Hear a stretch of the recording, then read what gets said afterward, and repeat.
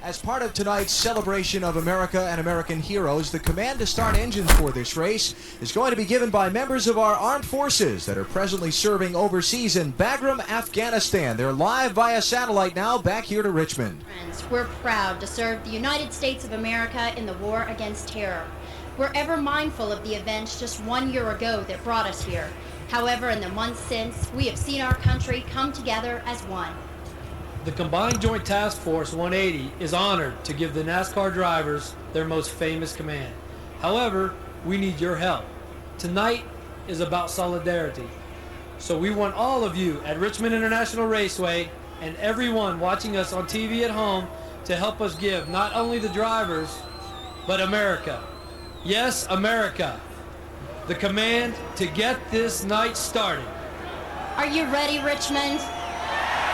Are you ready, America? 1, 2, 3.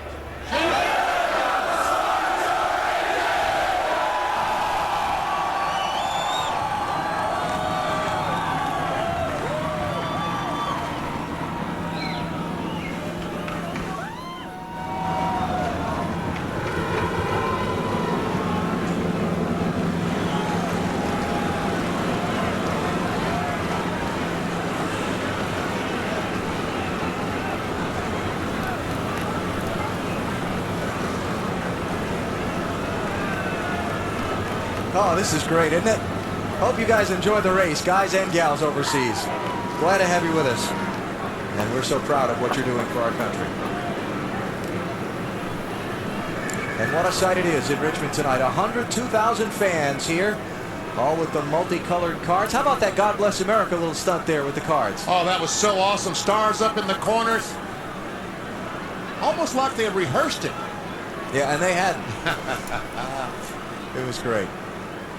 Here's the Walmart starting grid for tonight's Chevrolet Monte Carlo 400 in all rookie front row, Jimmy Johnson and Ryan Newman. And in row 2, Dave Blaney, his best NASCAR Winston Cup start, and Mark Martin going for $1 million bonus winner at the Lowe's Motor Speedway in May. Great qualifying effort for Terry Labonte. He's got 3 wins here at Richmond. Ricky Rudd, last year's winners, with him in row 3. On the inside of row 4 is Todd Bodine. This is the first time he started in the top 10 at Richmond. And Mike Skinner on the outside. Great qualifying run for Skinner. Talked to Johnny Benson this afternoon. He thinks this could be the night he gets Winston Cup win number 1. Jeff Gordon will drop from row 5 to the end of the field. He's in a backup car. On the inside of row 6, Robbie Gordon had his best short track finish at Bristol 2 weeks ago. And DJ Dale Jarrett, 2-time Richmond winner on the outside. 7th row, Ward Burton from nearby South Boston, Virginia, his home track. Looking to get a victory tonight. And Tony Stewart won the last race here in May. Started at the back of the field then. On the inside of row 8 is Jeff Burton. Let's see if he recognizes my voice. Jeff Burton, you know who this is? Hey, BP. Hey, you got me. Do you recognize the voice that you're talking to in the pits? We definitely got a new voice. We're real excited about Paul coming on board. We'll see what we can get done tonight. How is the car, Jeff? Well, we've been waiting too tight all weekend. We were tight in practice trim, we were tight in race trim, so we'll see what happens tonight. Good luck to you, Jeff. Thank you. Jeff Burton starting in row number 8. As we look at the rest of the starting field for tonight's race, Kevin Harvick way back in row 14. A lot of work to get to the front. And Jeff Green, one of the best cars here on the inside of row 15, and Spencer going for $1 million on the outside. Championship leader Sterling Marlin right in the middle of the soup as we get ready for the green flag. Kenny Wallace, Casey Atwood, a couple of young guys back in 17. There's Elliott Sadler, Kyle Petty. Greg Biffle subbing for Bobby Hamilton. Hope Bobby's feeling better tonight as he recovers from those injuries he suffered here Thursday. Row 20, Mike Wallace, Brett Bodine. And Brett's brother Jeffrey just behind him on the grid in row 21. Tim Sauter with his Winston Cup debut driving a Dave Marcus car, and Hermie Sadler rounds out the field for tonight's race. Let's get some final stories from pit road. Dave, you're first. Alan, Terry Labonte qualified 5th. I just talked to him as he was buckling into his car and asked him about happy hour last night. Terry said, I don't know if I'm imagining things, but something didn't feel right. Well, imagine this. If he wins here tonight, it'll be his 4th win in 49 tries here at Richmond. Matt? Dave, last week Mark Martin fell to third in points, so he needs to pull out a solid run tonight to keep both Marlin and Gordon within striking distance. He already capitalized in qualifying. He starts fourth quick in happy hour. In 2002, seventh most points earned on the short tracks, keeping both Marlin and Gordon in his mirror there. He needs to do the same tonight, chasing his second career Richmond victory in his first career championship. Marty? Well, Matt, Johnny Benson remembers the May race here very well. That's because for the first time in his career, he had to sit at home and watch a race on television because of an injury. That night, he had a great car. Good shot, his first ever win. Tonight, same situation. It may come 4 months late, but that win he was looking for in May just might happen tonight. Bill? Rusty Wallace has 9 wins at Bristol. That's the track he's won the most times at. He has 6 wins here at Richmond. He likes you to talk about that. He doesn't like the talk that he hasn't won in 51 races. In fact, he's tired of it. Tonight, he is confident in his car and his crew and himself. Then he likes to talk about how the mental part of this game is so important. If that counts for anything, Rusty's already in victory lane. The question is, can he get his car there? He thinks so. We'll see. Alan? Now the field has run a couple of extra pace laps. If you look between the cars down the front stretch there, something's not exactly right. Someone, I don't know if it's true or not, but someone down in the pit area told me that one of the show cars blew an engine. They had to put oil dry down, and there you see it. All that down through there is oil dry, and NASCAR wants to make sure that they have all this off the racing surface before they throw the green flag. You do have that correct, BP. It was one of the show cars they were filming something with this afternoon, and it went boom. Kaboom. Yeah. So they're running off some of that oil dry before they send the field into turn 1 at full steam. Let's check on some of the things we're going to follow for you tonight throughout the Chevrolet Monte Carlo 400 with the Looney Tunes. 1 groove or 2?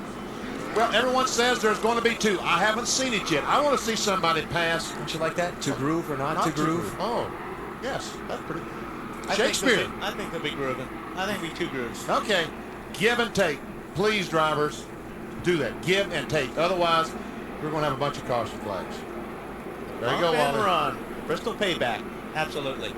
Think so? Oh, you're just smiling, aren't you? Yeah. And Jeff Gordon trying to win a 3rd straight NASCAR Winston Cup Series race. 1 at Bristol, 1 at Darlington. Trying to pick up the 3rd tonight. If he does it, he's going to come from the end of the line. He had to drop to the back in a backup car. Bagram, Afghanistan, our men and women in uniform with us tonight as we go racing at Richmond live on TNT. There's a Jeff Gordon hat in Afghanistan.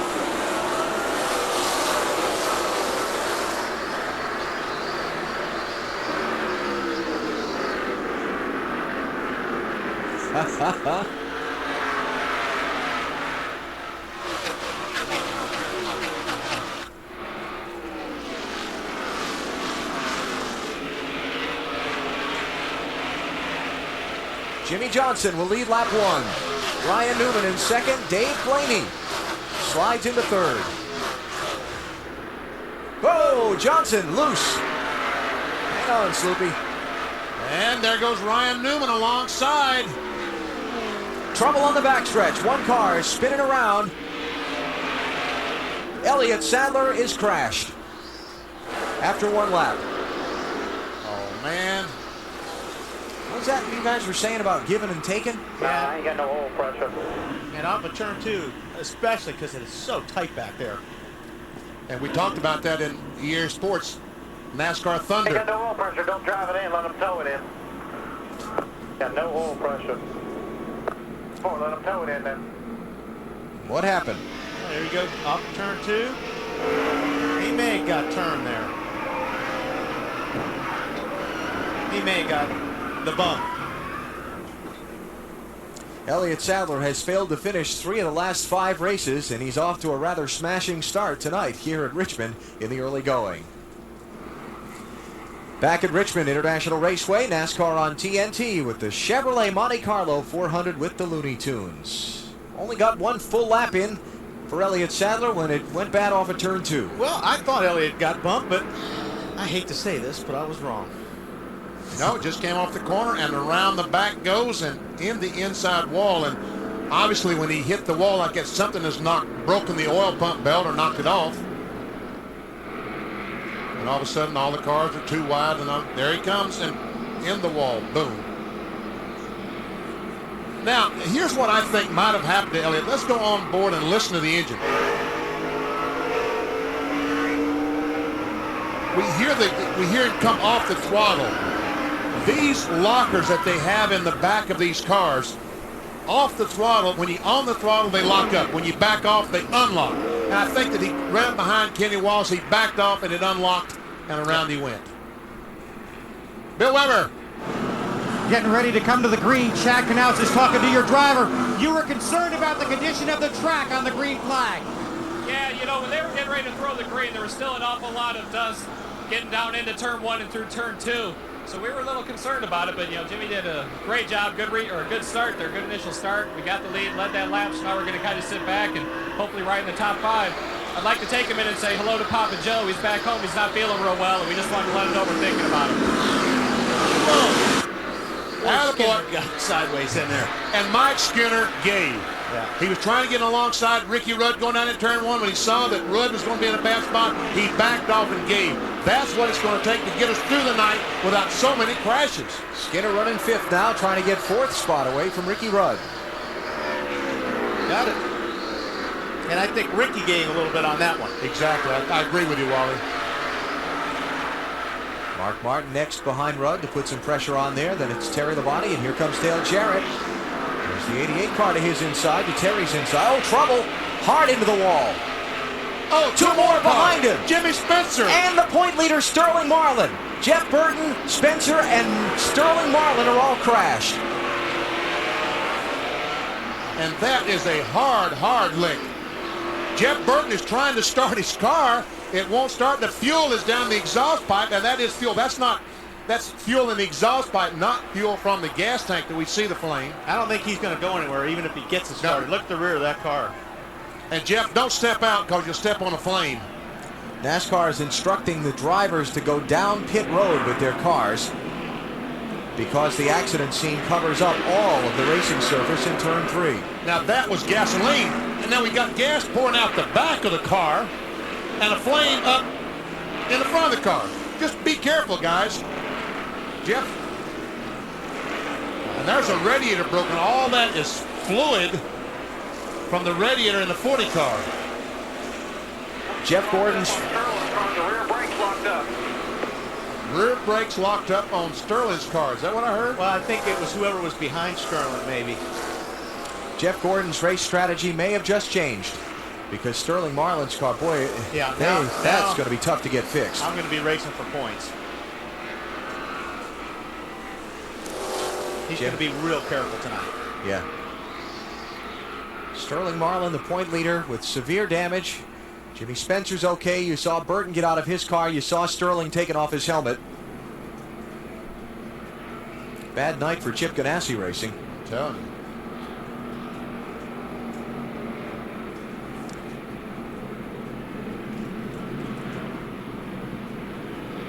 And a very short night for Jeff Burton. Uh-oh. I saw him seeing pain on Sterling's face. Yeah, it looks like it's not. It's sore. Appears to be a foot.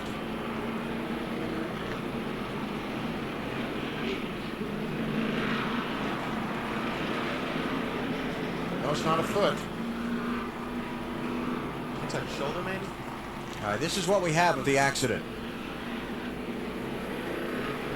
That was part 1. Then behind them, the other 2 crash. Wow. Long way behind them. Maybe that's what they're talking about when Sterling was backing off because of the wreck. Still on board. Yeah. Can't tell nothing by that. 5 cars up against the wall, 3 and 4.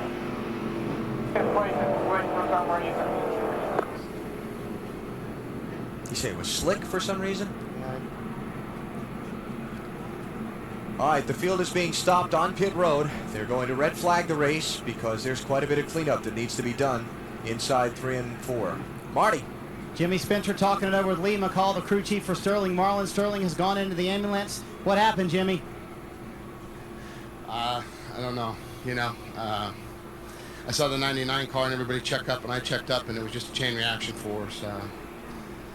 Sterling and me teammates, and we were in the Winston Noble Million, and now we're the first cars out. So just part of it, you know.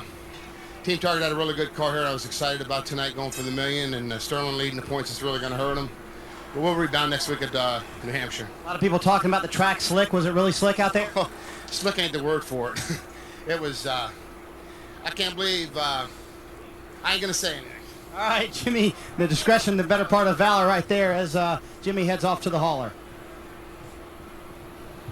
Under the red flag, early here at Richmond, 11 laps complete, and the championship leader Sterling Marlin has crashed heavily. Live in Afghanistan, having a great time watching the race.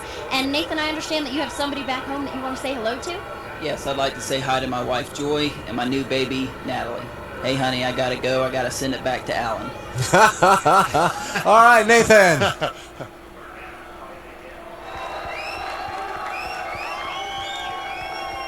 How about that?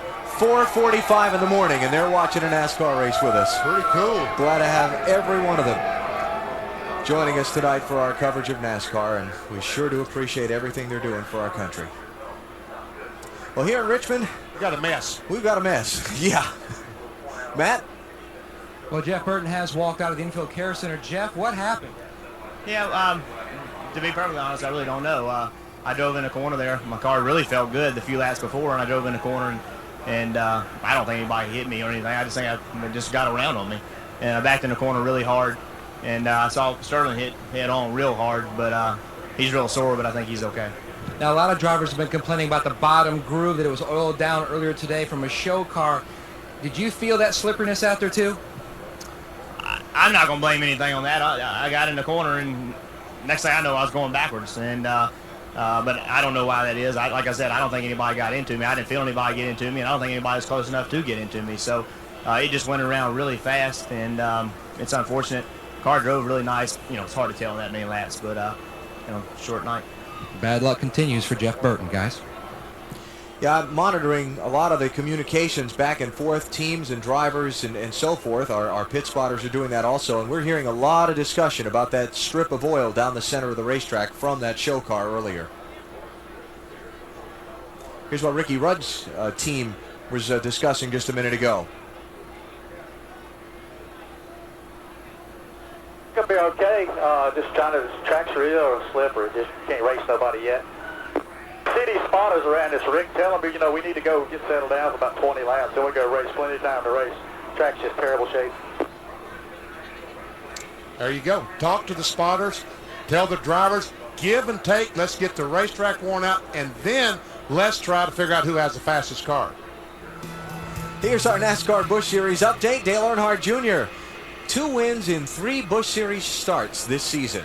And Kevin Mannion, the crew chief, is a victor in his first start as crew chief. Jamie McMurray with his best ever Busch Series finish, and then we find out today he's got a Winston Cup ride for next year with Chip Ganassi. Point standings 78 between Greg Biffle and Jason Keller. Thursday night in Richmond, the NASCAR Craftsman Truck Series held a race.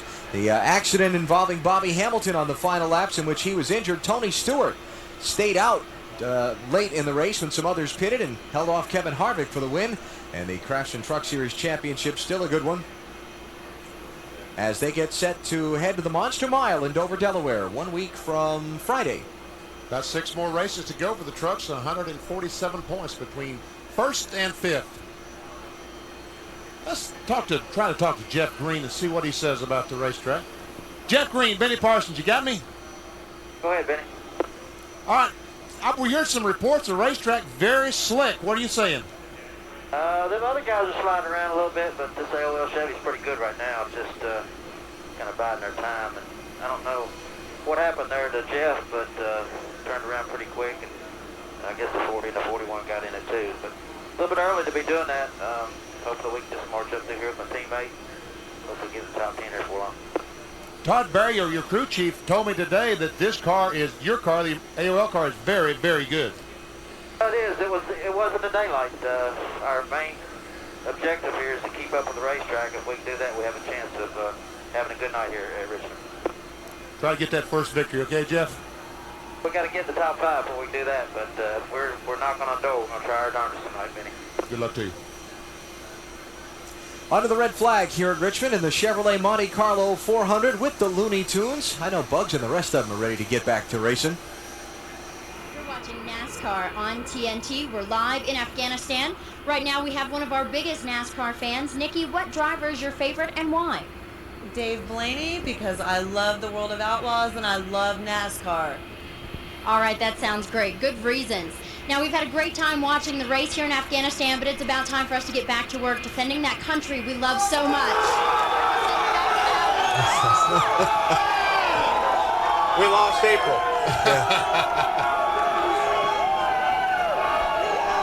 Where is April? She's gone. Swallowed up in the crowd. We thank each and every one of you for helping out with our salute to America tonight. There's that Jeff Gordon hat I was talking about.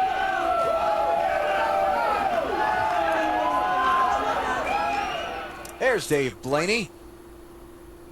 You got one pulling for you from long distance, Dave. Real long distance. See, I figured the girl was going to be from Ohio. Or never dreamed of being a World of Outlaws fan. We are under the red flag after the three-car accident up in turns 3 and 4 involving Sterling Marlin, Jimmy Spencer, and Jeff Burton. While we await a report on Sterling and his condition, let's check down on pit road and Marty Steiner. Well, let's first talk track condition with Robbie Loomis. And what's Jeff said about the track? A lot of other drivers are saying it's really slick. The track was extremely slick the first couple laps. He felt like it was pretty good there, that last restart. And now they're cleaning it up pretty good again. We'll have to check it out once we go back green. This obviously could be a big day for you points-wise, Robbie. We try not to think about that. You know, I caught myself at serious point thinking about that and wind up costing ourselves. So trying to focus on the 24 DuPont Chevrolet and get the thing, get Jimmy Johnson, those guys to wait on us up there. There you go. Jeff Gordon currently sits in 32nd. Dave. Well, Mark Martin can leave here the points leader tonight, regardless of whether or not Sterling Marlin had wrecked. So, Ben, you guys obviously know that the championship is still within reach. What happens when you know that the leader goes out this early? Do you change your game plan? Well, not necessarily. You know, this Viagra Ford has been strong all weekend. I think you just stick with your same game plan that got you here. You go out and try to win every race that you can, and you try to run the best you can every week, and wherever the points fall, that's where they fall. And I understand someone you love is here for the first time at their NASCAR race, first NASCAR race? Yeah, my newborn son is here. Little baby Dylan is with my wife. One of the lounges of the haulers watching the race. All right, they wouldn't issue him a garage pass, but Dylan Mark is here watching the race, I guess. He's probably sleeping now. They've just fired up the cars. They'll be rolling them back out onto the speedway shortly. So let's take a break and come back for the restart. Hopefully we can get this thing going tonight and get some racing in. They're coming around to the green flag. Matt Yoakum is at the Infield Care Center. Matt. Al Schufert has walked out of the Infield Care Center. He's a team trainer for Chip Ganassi Racing. Al, how is Sterling? Man, we've assessed the situation inside. He's got a chest contusion, which is right in the middle of his chest, and he's got a little bit of spasms on both sides of his shoulders, but no broken bones. Did he say what happened? No, he didn't really say what happened because it all happened like a split second, so we're still trying to assess exactly what happened. Quick as we do, we'll let you know. Over the past 10 races, Sterling Marlin has only gained points in 4. Looks like that bad luck trend could continue. We're green. Finally back racing after a 16-minute red flag. Ryan Newman is the leader. Jimmy Johnson is second. Dave Blaney is third. And Mike Skinner is holding down fourth spot. And I tell you what, Dave Blaney was very impressive going on the outside in 1 and 2 that time. Here he comes to the inside of Johnson, second place. Give and take, give and take. That's what I'm talking about, Jimmy. Give the guys there and let him have some room.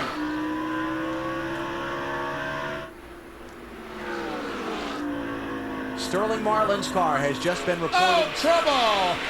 Terry Labonte. Todd Bodine. Terry got the worst of it, by far. Sorry, guys, didn't mean to scare you.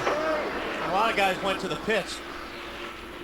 Went through pit lane, which was good because there's a bunch of cars still going fast, and about 8 of them went down pit lane. They will not roll because of shooting up.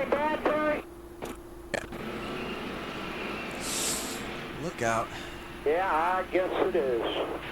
They all go watch on the TV and they see. We're back to garage. We'll fix this thing. Jim Long, the crew chief. A lot of fixing there. Jim, I was going to say, you're going to have a job to do if you're going to get that back on the racetrack. They got, believe it or not, they got 3 wide going down in turn 3. There's Tony Stewart. And somehow the 26 car of Todd Bodine makes contact with the 5 of Terry Labonte. Look at all these cars coming down pit road. Tony Stewart and Dale Jr. just snuck through there. There's Jeff Gordon going by on the outside of Terry Labonte.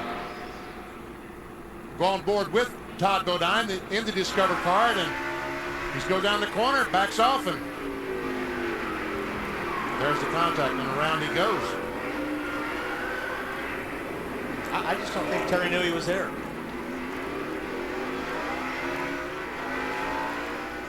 Donnie Wingo is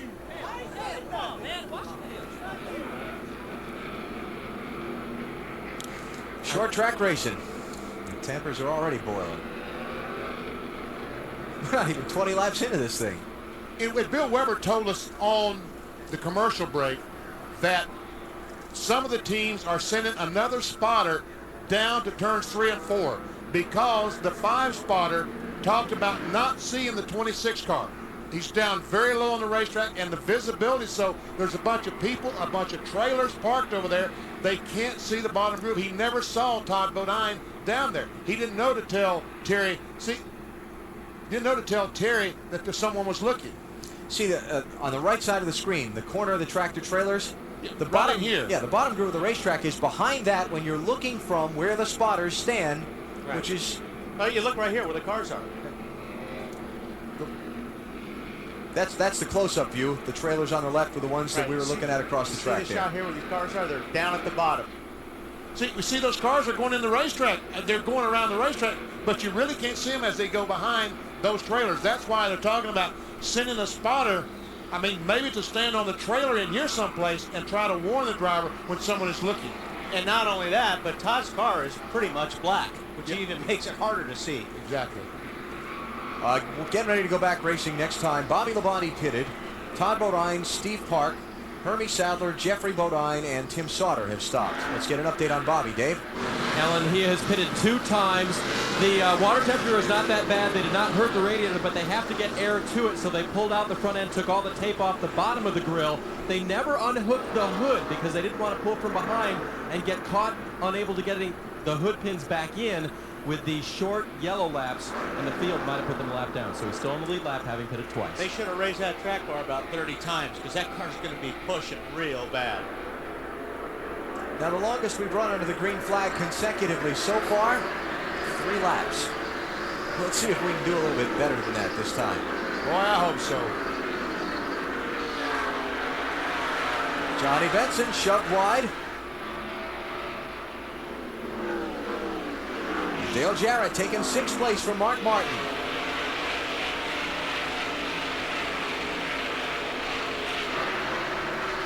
That's Jeremy Mayfield in the red 19.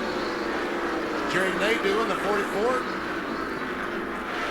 It's back at 13th, 14th, and 15th. Dale Jr. running 15th in the 8 car.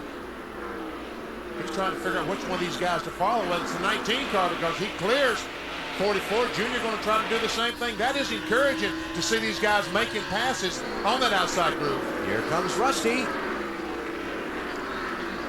Peek inside of Jerry Nadeau. Rusty in the 2, started in 23rd spot. He's up to 16th. And that's where it looks like the track is the slickest, is getting into these corners. If you watch the cars getting in, you'll see them really moving up the racetrack 2 or 3 feet. So it looks like they're tiptoeing getting in the corners.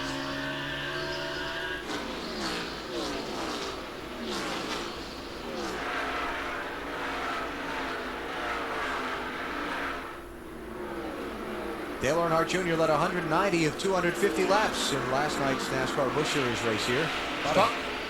I stopped by today and talked to Tony Eury Jr., the car chief on that 8 car, crew chief on the 8 car, and see Mike Skinner going by the 28 car, moves into 4th. Good run for Skinner. But Tony said they wanted to paint that car last night red if they could somehow sneak it in tonight's race. Tell you what, it was strong. Rudd, Dale Jarrett running there. Let's check back again. Here's Junior moving up another spot. He's going to get 14th away from Jeremy.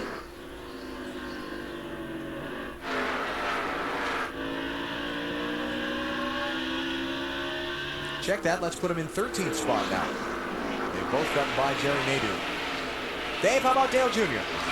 Just heard from his pits, Alan. The car is real tight right now. But even though Junior dominated the Busch race last night, running mostly the bottom, he did find out that he likes the top groove here. And he said as much on the radio, saying, I may use that top line. So expect to see him go around cars on the outside.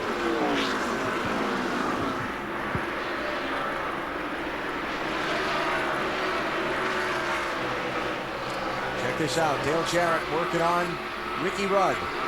That'll be for 5th and 6th place. Usually when you come off that turn 2 BP, the outside car has more momentum. You almost really have to be right next to him coming off of 2 to have any chance to try to outdive him into turn 3. Wow, Mark Martin making a racing lane down on the bottom. That was very, very close. The bright orange spoiler on Mark's car. Oh, some contact. Jarrett's in the wall. Hard in the wall. That's almost exactly. Yeah, he's got big problems. Big damage. That was a slide job there, wasn't it? That was almost like NASCAR EA Sports Thunder. Same car even. Same, yeah. Man, They're smoking pretty bad. Clear low, clear low. It's Bobby Jeffries, the spotter.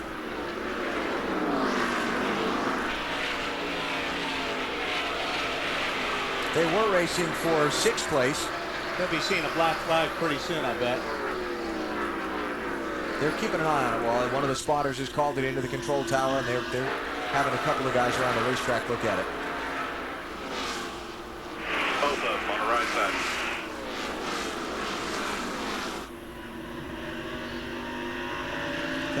The hood on Ward Burton's car all buckled up.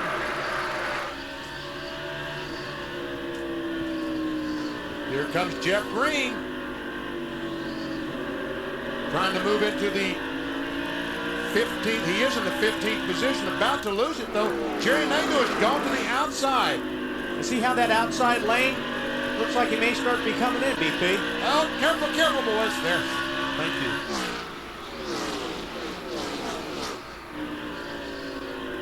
Now Jarrett's moving, Junior's moving up, but Jeff Green on the bottom of the racetrack, he's going to try to go by on the inside.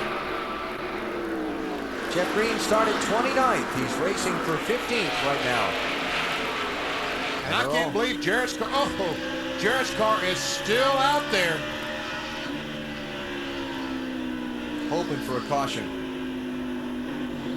And we set a record. We must have run 15 laps on the green flag. You're close, BP, 13.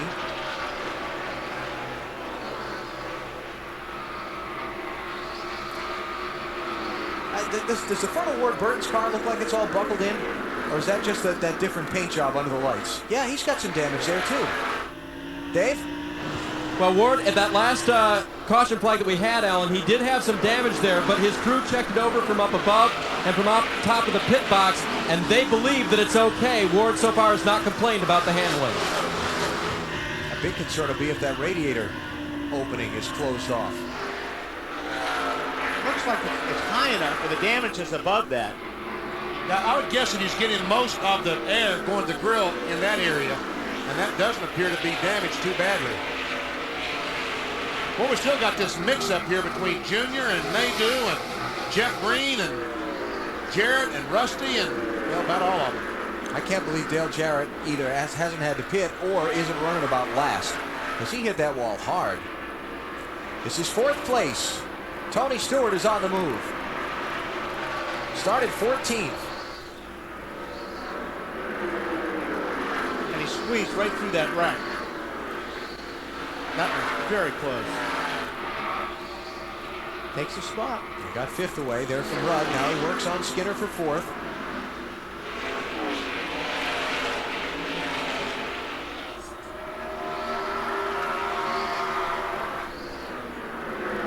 And there's Mark Martin. One of the guys who could win $1 million with a win tonight. 2 of them are already out. Sterling Marlin and Jimmy Spencer. And of course, Marlin, the point leader. A lot of guys can gain a lot of ground tonight. In fact, Sterling has held the point lead since the 2nd race of the season, Rockingham, the last weekend of February. this could be the night that finally slips from his grasp. Well, this battle still rages on between 8, 32, 44, 88. Here comes Rusty. Wow, Rusty's really getting after that throttle easily. Almost sounded like he had a little wheel spin there. And I guess I should add Kurt Busch to that group. Yeah, he's in the middle.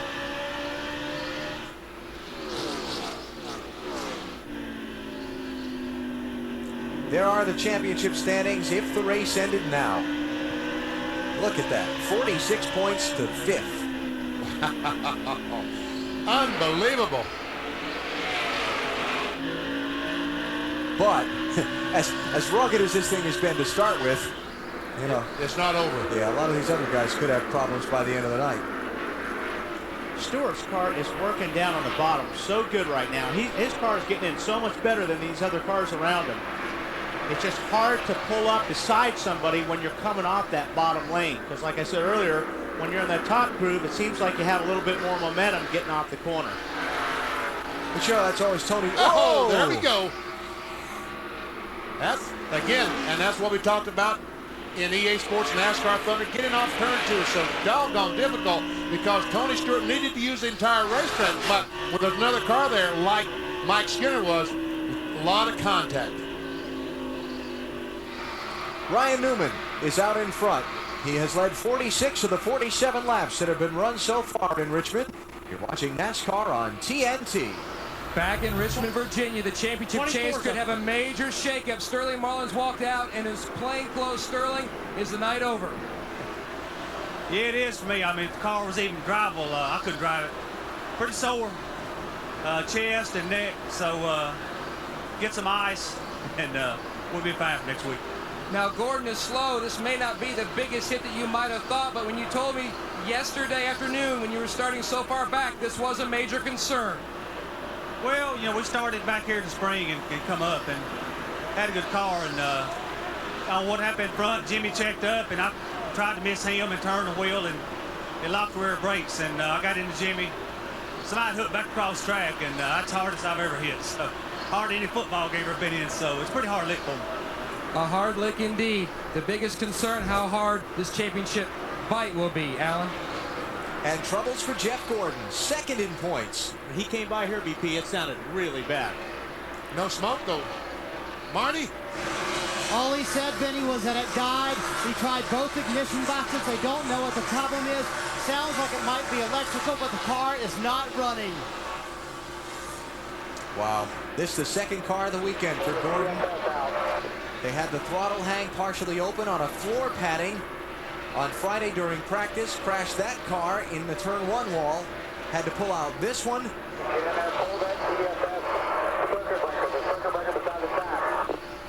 And now 53 laps in, he's on pit road when the opportunity to gain points on Sterling Marlin was there. Looks like they brought out a timing lock. They've broken the camshaft. They're going to spin it over. Like they might have broken the camshaft or distributor. Mark Martin now stands to be the guy to gain a lot of points tonight. And he's working on Mike Skinner for 7th place.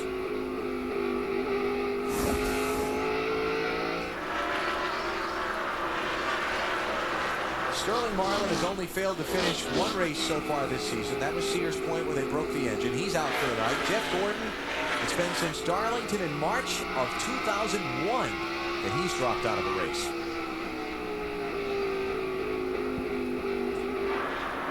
How about that?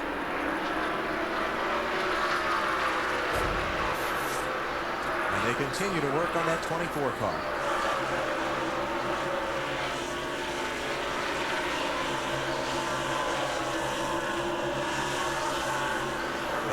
Behind the wall, though.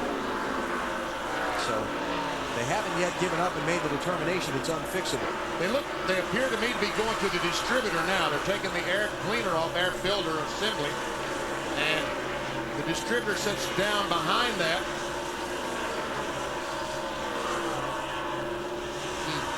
And still we watch Mike Skinner and Mark Martin race for 7th and 8th, and Mark not quite able to make the move around Mike.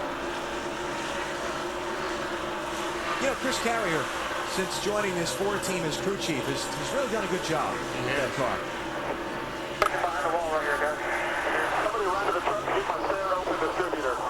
A spare distributor. You know, Tony Stewart trying to go by the 77 car for third and does. You know, they have backups for all. The 24 car, for instance, has a backup for everything. A spare battery, a spare coil, a spare ignition wiring harness, but you can't run but one distributor. And they've got to take, if that is what broke, they've got to take it out and put a new one in. Tony Stewart marching forward. He's up to third spot now. He started the race in 14th. Tony Stewart has led 5 of 7 starts here in Richmond. His worst finish at this track in his Winston Cup career is 15th. Points leader, Sterling Marlin leader, started 32nd. He's out. He's going to finish 42nd. Jeff Gordon, he's off the racetrack. He started in the back of the field because he had to go to backup. Martin still out there in 7th position. What are you pointing at? I was pointing at the rotors on the 20 car. Looked like they were pretty red. Working them hard in the early going. He's trying to get up there. Ryan Newman has caught the tail end of the field. He's about to put 2 boat irons a lap down. There's Brett in the 11 and Jeffrey in the 09. Dale Jarrett still up.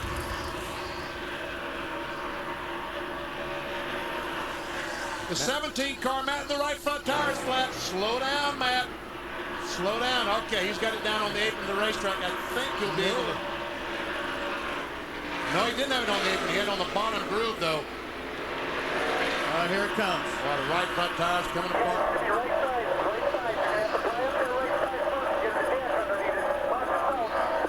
Caution flag. Debris from Matt Kenseth's car.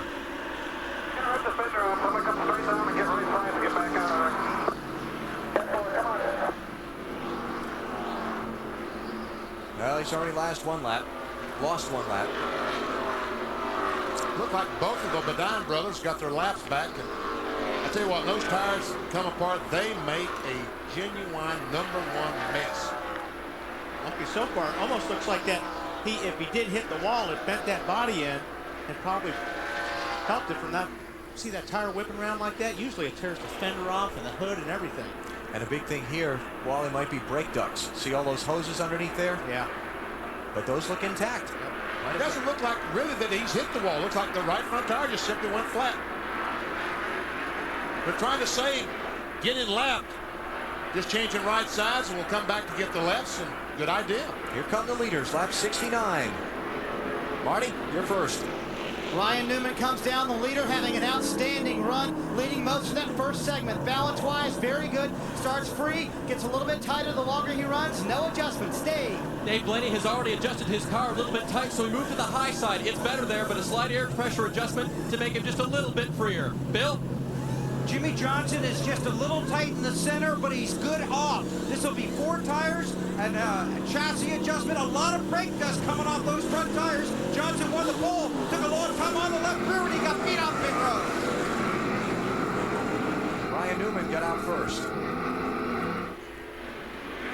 And it was close. Let's check the camera at the end of the pit road. Like Tony Stewart got in front of him too there. Well, that's what I was thinking. It was close. Jimmy by a nose. Yeah, you get it. And Blaney and Ricky Rudd and Mayfield gaining some spots there on the stops.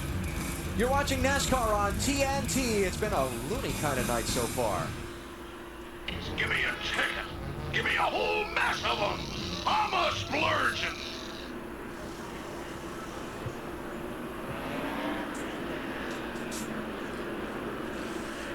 Back in Richmond, Virginia, Jeff Gordon has pulled the 24 car back to the garage. Jeff, what's the problem?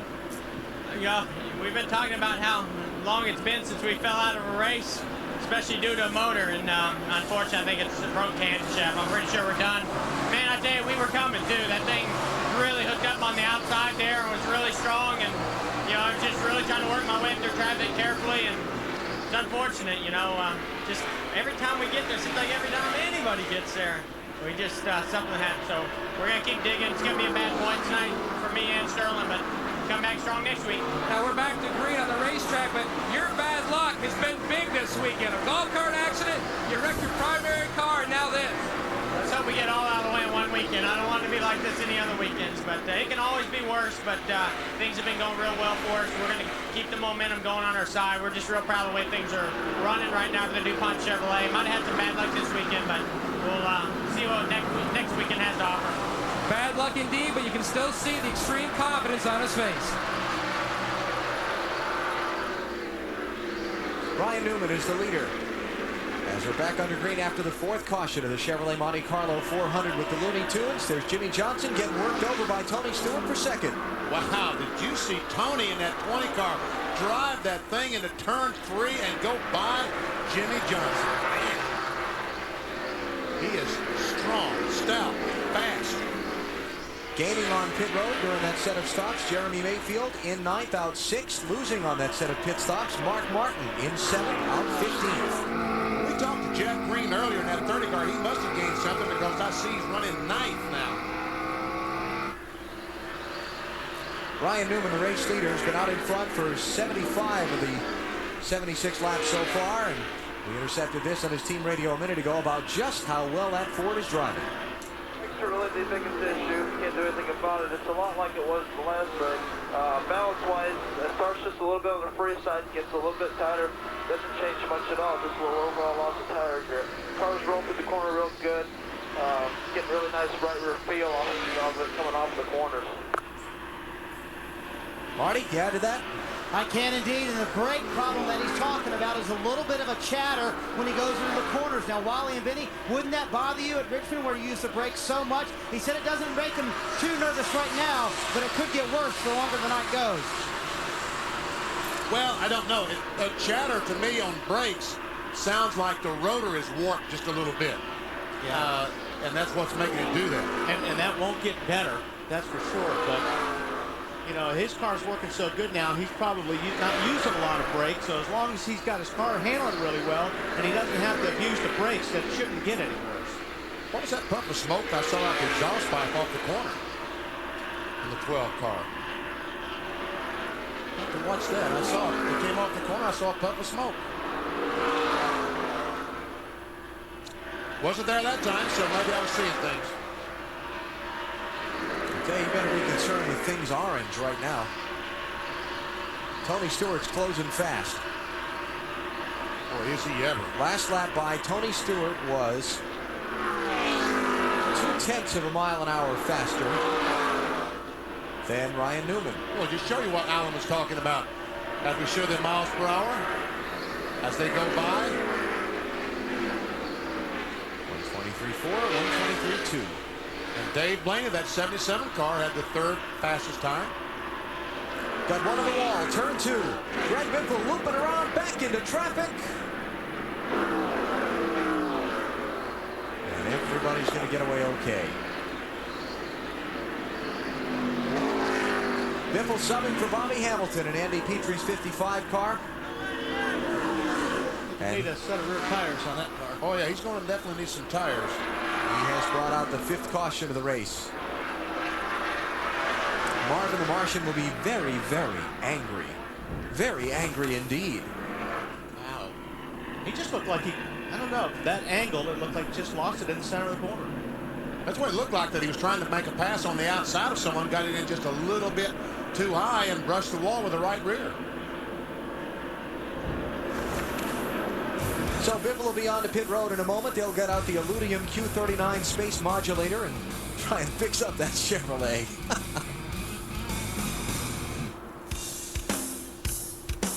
The Chevrolet Monte Carlo 400 with the Looney Tunes, brought to you by Viagra. Ask your doctor if Viagra is right for you. By Autotrader.com. New or used, buying or selling, it's the biggest, best automotive classified site on the planet. And by the United States Army, an army of one. Say hi to a member of our crew who's feeling a little under the weather. T-Bone, if that doesn't put a smile on your face, nothing will. Tony Marshall down in Atlanta. T-Bone, wish you here, buddy. Hurry back. 1 lap away from the restart. Let's check in with Dave.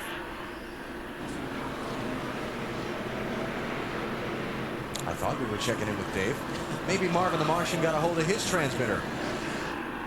What would he get it with? What kind of? The Illudium Q39 space modulator. I don't know. Evidently, we've led a sheltered life, Wally. Hey, look, I don't have a clue what the man's talking about. I spent my Saturday mornings as a kid watching Bugs Bunny. That's what his gun is. Well, that's what the thing he had that was supposed to be aimed That's a flying machine. Aimed at Earth that Bugs kept taking the little thing out of. Be ready. Flank. Matt Kenseth 1 lap down in 35th place to the inside of the leader. Robbie Gordon in the 31 car tried to jump these guys on the outside. And the 19 car of Jeremy Mayfield moved up in front of him. And so that now the 30 car is trying to take the spot away from Robbie Gordon on the inside. And you know, one of the things that NASCAR mentioned specifically in the drivers' meeting tonight, Benny, was... Whoa. Robbie was sideways on the straightaway. He must have a flat tire. I don't know if he is. He's going to spin out.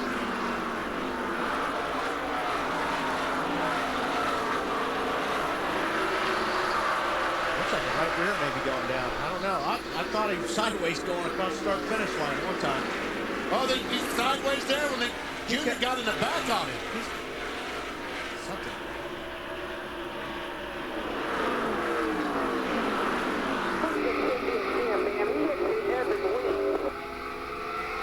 Okay. Alrighty.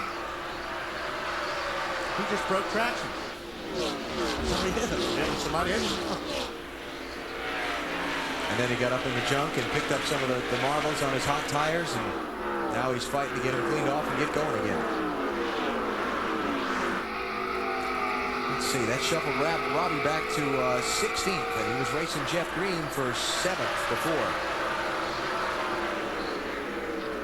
And the worst part about it, he's still hung on the outside. May lose even more spots. One of the things about the last couple of cautions is it's allowed Dale Jarrett's team the opportunity to get a look and fix that car. Dave? That was a big thing for him too, Alan, because DJ reported that he was having trouble steering the car, that the toe might be out. You guys got to work on that, Todd. How's the car now? Well, he sent the steering wheels back where it needed to be, but when he hit the wall, hit it pretty hard. Probably bent the truck arm on the left side and got the housing pulled back a little bit. So it'll take a little bit longer to fix that. So we just have to see how it goes, how far we get back, and how much time we can afford to spend on it. All right, he just gave him his lap times, and they're pretty good right now, Alan. They're just trying to be smooth and make fast laps. Unfortunately, Dale's back in 34th place right now. He's got a lot of track position to try and make up.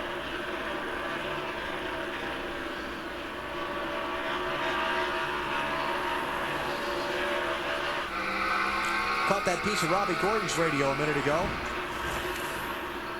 Here's a look at what he was talking about. Is that what you call a bump and run there? That was the bump and run. Yeah. And he did. You're right. He got up in the marbles up there and had a hard time getting after the gas again. And that was March, Bristol. Here it is. And here's the bump and run back then. Robbie was on the back end of that, so they had a little post-race discussion using their race cars coming on to pit road. And that's what Robbie Gordon was put on probation for, was that move there. He got off probation at Bristol this last race, I believe. Right. And he's got a clean sheet, so he can go after him tonight, right? Robbie's running right now in 17th spot. He's just given up a position to John Andretti in the 43. John started 31st. He's picked up about half through the field. While all this good racing is going on back in the pack up front, it continues to be all Ryan Newman all the time. He's led 95 of the 96 laps so far at Richmond. You're watching NASCAR on TNT. Back at the Richmond International Raceway, NASCAR on TNT with live coverage of the Chevrolet Monte Carlo 400 with the Looney Tunes. You're watching Matt Kenseth get a lap back from leader Ryan Newman. And I tell you, I was talking to Robbie Reiser, his crew chief, and Jimmy Finning down in the garage here today, and they were saying that 17 car is fast as anyone here. And Marty, I believe him. I would too, BP, and don't count them out yet. If you remember the May race, Matt got 3 laps down, made all 3 up, and finished 6. And Robbie Reiser was talking to you and I this afternoon. He said, how stupid am I? The car that ran here in May that made up 3 laps and finished 6 is on the truck. Tonight, we have a brand new race car. So it's the backup car, the one that he ran so well here with in May. And I'll tell you what, the 12 car was trying pretty hard to keep him a lap down because those brake rotors on Ryan Newman's car were pretty doggone red. So Matt Kenseth is tail end of the lead lap, 3/4 of a mile behind leader Ryan Newman. Needs a caution flag and the pace car to get in front of Newman to come back around and get back in the hunt. It was lap 68 when Kenseth had the right front flat tire, brought out a caution and got that lap down coming in for repairs. That's what I'm talking about. See those brake rotors on that 12 car, cherry red? When he goes down the corner, you know that that's not doing things good being that hot. 6th place here. Jeremy Mayfield in the 19 just gave it up to Mark Martin in the 6, and here comes Ward Burton around the outside. Clear. Johnny Benson jumping into the mix here too. Wow, look at that brake rotor glow on the 10. Crash on the front stretch. Bobby Labonte goes for a fly-in 360, grabs a gear and keeps going, but the caution flag's out. Matt will get his lap back. Matt Kenseth.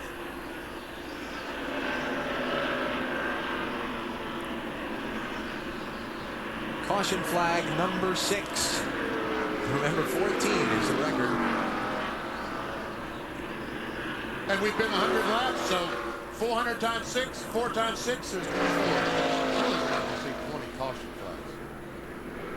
It's been a bad night for Bobby Labonte. No, but we'll see some pit stops.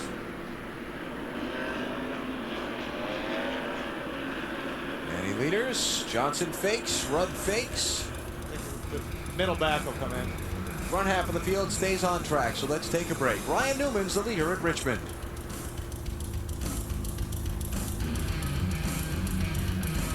Back at Richmond, let's take a look at what happened to bring out the caution flag. It was Bobby Labonte in trouble.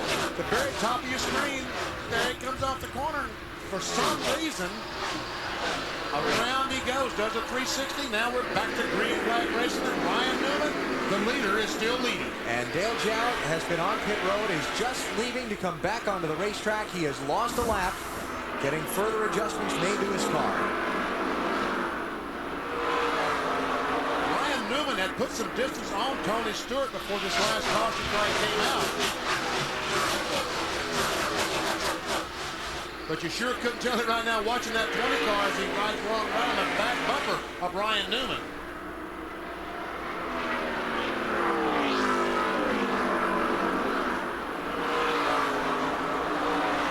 Tony's car is down on the bottom of the racetrack, BP, and I think eventually that's going to work in his favor because you can keep the car down on that yellow line. Here, both of them get through 1 and 2 really good, but that last lap, Tony's car was down on a little bit lower, 3 and 4.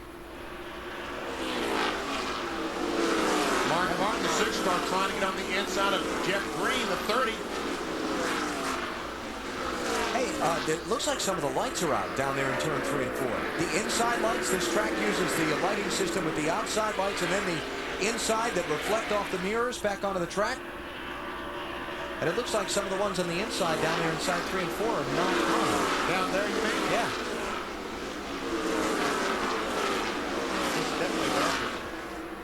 Yeah. That bother you inside the car? I don't think so. It's still pretty light out. I don't think that'll bother him.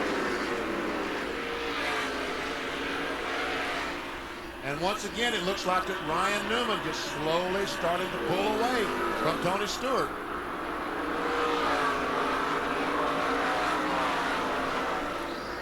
Newman and Stewart clear of 3rd place Jimmy Johnson by about a second. And Jeff, then Ricky Rudd and Jeff Green making up the top 5. Bill? Hey, Alan, if those lights go out, that could be an advantage for Ricky Rudd. For some reason, he forgot this was a night race. He normally runs a different mirror in a night race. The mirror in the car here is reflecting the inside light lights right into his eyes. It's especially troublesome on the back stretch, not quite the problem on the front stretch. But the less lights, the better it is for Rudd. But these guys run different mirrors at night races because of the way it reflects the light. Ricky just didn't change his.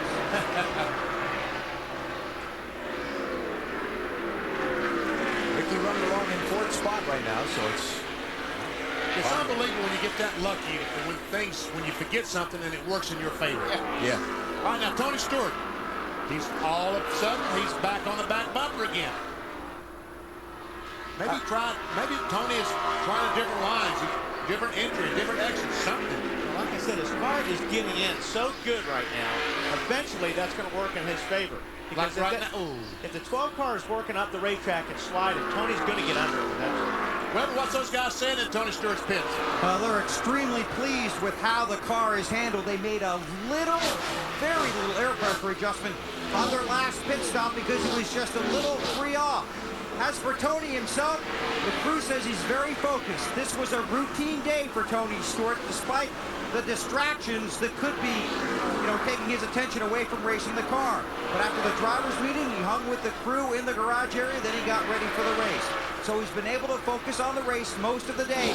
He wasn't exactly in the best of moods this morning, but has been able to work through that. Now he's focused on winning this race in a car that is certainly capable of doing that.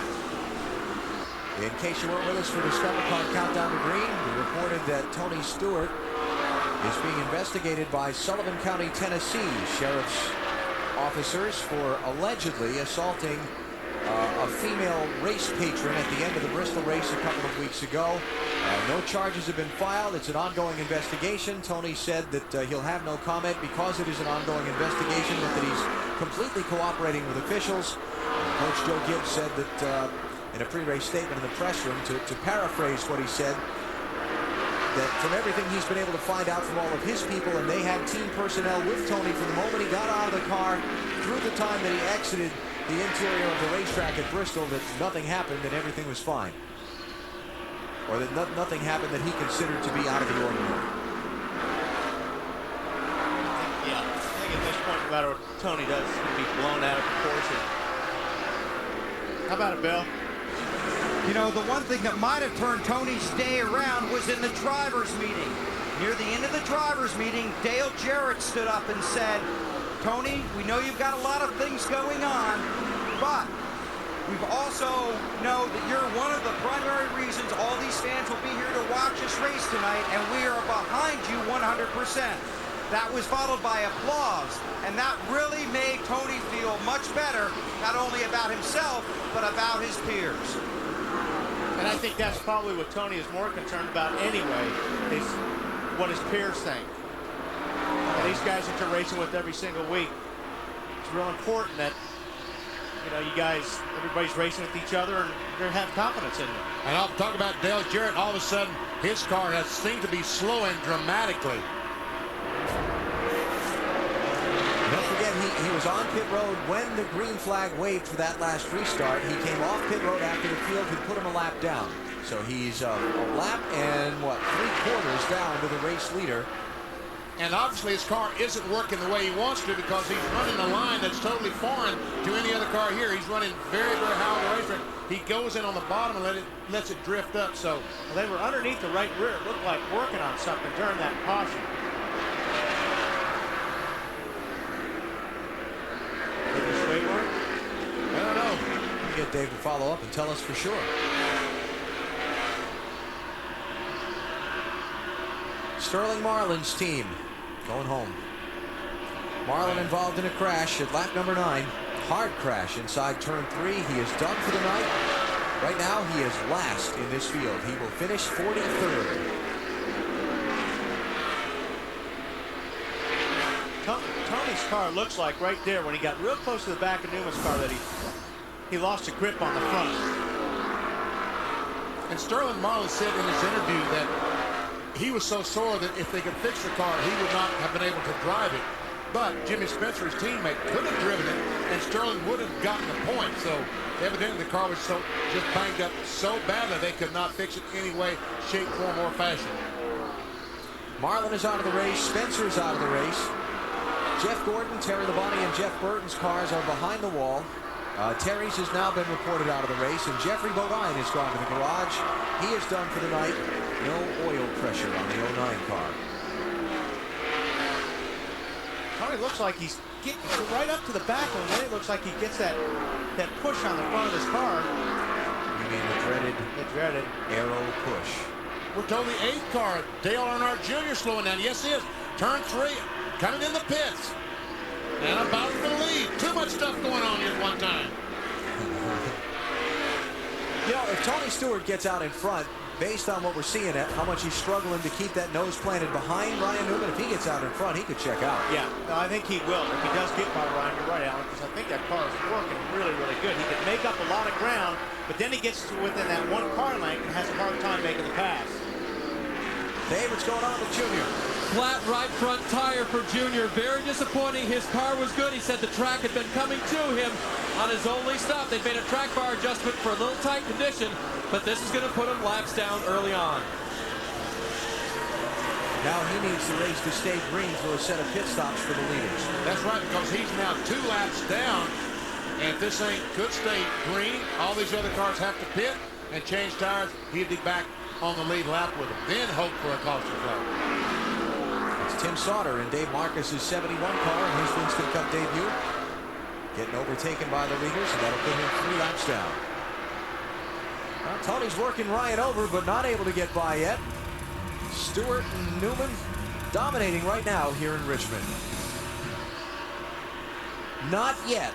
Tony Stewart continues to work Ryan Newman over for the lead in the Chevrolet Monte Carlo 400 with the Looney Tunes, but not yet has he been able to make the pass. And about to put Dale Jarrett another lap down. Let's make our singular call to the pits and put Mr. Weber on the line. Well, Marty, go ahead. You go first. I'll go first, AB, because Ryan Newman is out front. Tony Stewart's on his outside, though, and there goes the pass for the lead. Well, let's see. Tony couldn't get it done inside. Will he get it done outside? Yes, he did. All right, let's see if he's going to drive away. That would be the first lead change since lap number 1. Well, like Alan said, let's go to Bill Weber. Right, now I get to be first. Take that, Snutter. Just an outstanding race car for Tony Stewart, and as you saw there, very patiently took his time to work his way around Ryan Newman. Again, just a small air pressure adjustment on the first stop, and Tony Stewart, who won here earlier this year, is going for the sweep. Now, Marty, go ahead.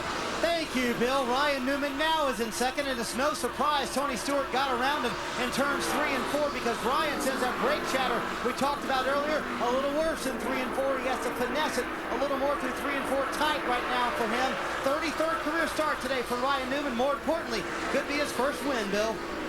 Marty, Ryan Newman is just a little tight getting into the turns, and Jimmy Johnson is just a little tight getting into the turns, trying to chase down Ryan Newman. Now, they've had some very interesting conversations on the radio about Jimmy and his equipment, and we tracked this with Chad Knaus just a few minutes ago. You're doing a great job. They feel okay? Yeah, I mean, I'm using them. That's why I'm asking. If they're not glowing, we're good. They're glowing. Everybody's brakes are glowing. But, you know, ours are not glowing as much as others. Well, I'll keep taking care of them. Now, here's something interesting. The 48 has the #1 pit stall on pit road. That is at the pit out in turn 1, very close to the racetrack. Chad Knaus, the crew chief, can sit on the wagon in the pit stall and see the brake rotors very clearly. So he's able to work with Jimmy and constantly reminds the rookie to take good care of those rotors. Behind him is Ricky Rudd, another guy who's running very well and won here this race 1 year ago. Rudd moving through the field. I just went and talked to his crew chief, Michael McSwain. I said, is everything okay? He goes, yeah. Well, why are you here? I said, I just came down to say hello. And now he's going to watch his driver try and bust a move on the inside of the 48. Not that time. We'll keep an eye on that and go to Dave. Bill, Mark Martin on his first pit stop lost 8 positions on pit road because Mark had trouble getting around the already parked car of Dave Blaney. But since then, Mark has radioed in and said the car was awesome. In Mark's words, this is one of the best cars he's had here at Richmond. Marty? Jeff Green having a fine run up in the 6th position. How do you fix this? A little loose in, a little tight in the middle, a little wheel spin off the corner, but his lap times still are very good. He turned 40 yesterday, and I think a Winstone Cup win would count as a very nice birthday present, Dave. Ward Burton's having a good run, Marty. On lap 73, he pitted. He said he was a little bit loose on the throttle. They made an air pressure and a track bar adjustment. Since then, Ward has radioed in and said, guys, that was a good adjustment. Bill? Rusty Wallace has had a very good race car since the beginning of this race. Didn't have a good qualifying lap. Had to start deeper in the field than he wanted to. But he's been able to patiently move his way forward. Got some good help on a pit stop. Made a little air pressure adjustment because that Miller Lite Ford was just a little tight. Just keep in mind, the rumors continue to grow that Rusty and the Penske boys will be switching to Dodge in 2003. Right behind Rusty is Johnny Benson, another guy who's very pleased with his race car. No changes when they made their pit stop. Johnny says the car now is just a little bit tight. They did actually have a problem when he went back out after making the pit stop because the air pressure was so low and the springs were so soft, the car was actually dragging the racetrack. But it didn't upset the car very much. The 17, Marty, looking to make a move on the 10. There you go, going underneath him for the 9th position. Matt's having a great run. Lap 104. That's when he got his lap back. He made up 3 here in the spring, and he's having a terrific run right now, Alan. You talk about coming through the field. Matt Kenseth is coming through the field. Very impressive. And again, Jimmy Finding was saying just how strong this 17 DeWalt car was going to be tonight. So Jimmy, at least you didn't lie about that. You might lie to me about other things, but you didn't lie about that. Up front, Tony Stewart, after getting around Ryan Newman, has put some distance on the 12 car. Now Newman falling back into the clutches of Jimmy Johnson and Ricky Rudd and trying to hang on to that runner-up's position. All right, let's keep going through the field. We'll go back to Marty. What a nice run for Jeremy Mayfield. Up in the 11th position. The car is excellent. They haven't made an adjustment on it all night long. And I would think Jeremy would want to run Richmond every time. His last top 10 came in May here at Richmond. Shouldn't surprise you at all that he's running very well tonight. Kurt Busch right behind him, and I think the song is I Love the Nightlife. During the day, his car was terrible. They wouldn't react to anything they did. It was very, very tight, but tonight it has come to life. He was a little bit tight before, but on this set of tires, better than it's been all night long, Matt. Marty, except for the last lap, Greg Biffle has quietly been moving up through the field, turning lap times faster than the leader. Currently in the 13th position. He's bounced back after that spin on lap 81, so the car was just too free. They went back to the settings on the race car, air pressure-wise, where they started the race, Bill. There was some concern earlier when Robbie Gordon was caught cheating. Oh, wait a minute. That was in the go-kart race with the Looney Tunes on Friday afternoon. Actually, this car's been pretty good. He was just a little tight from the middle off earlier in the race. They tried to fix that with an adjustment on the pit stop. And then, of course, he got bumped in the rear, got knocked out of his spot, lost a few positions, trying to work his way back up front. The 31 of Robbie Gordon. Matt? Bill, the 23 car, Kenny Wallace, currently runs in the 15th position. Not one of his better racetracks, but one of his better nights. His best finish here is 11th, currently runs 15th. The car was way too tight. The track bar adjustment they made has made the car come to life, Alan. Kenny running in 15th, started 33rd.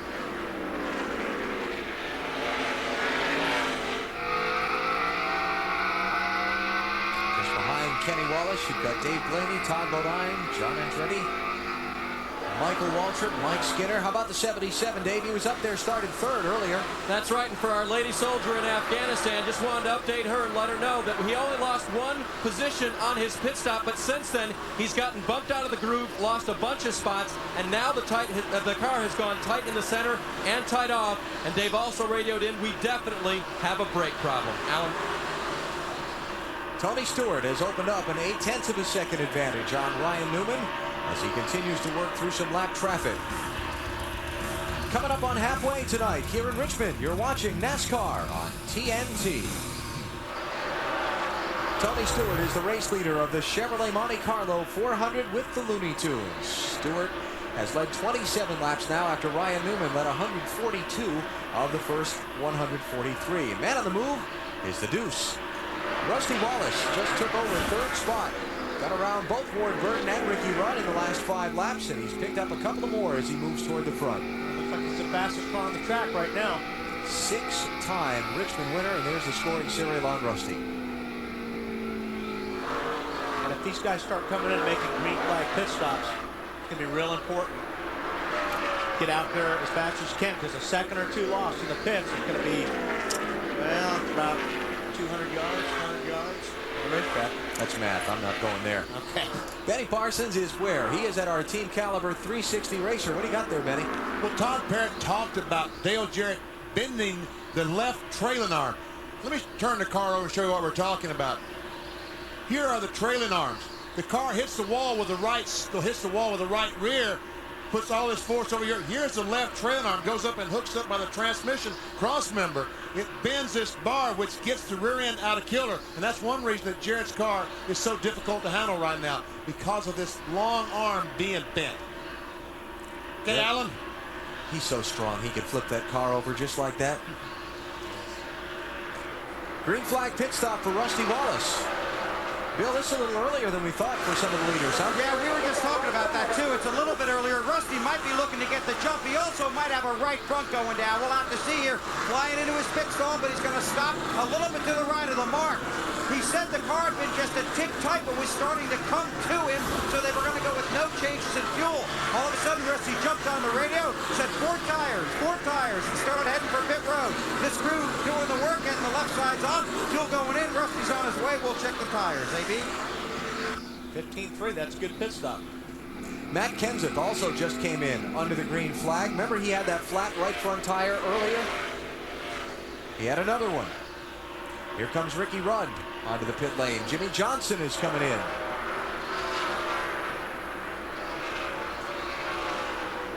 All top 5 cars here. And as Rudd comes in, Jeremy Mayfield also on and off pit road. Bill?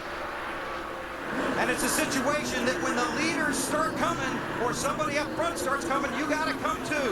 So Ricky Rudd makes his way down to pit road. McSwain said the car was good. Don't expect to see a lot of changes on this. Already around to the left side, fuel going in, left side tires going on. Rudd going for 2 in a row in this race at Richmond, heads off pit road under green. Now the 48 car of Jimmy Johnson. This car has gotten very tight. They were going to make an adjustment to try and help that out, and they sent him on his way with fuel. Leaders in, Tony Stewart, followed by Ward Burton, Johnny Benson, and Mark Martin. Come down the pit road.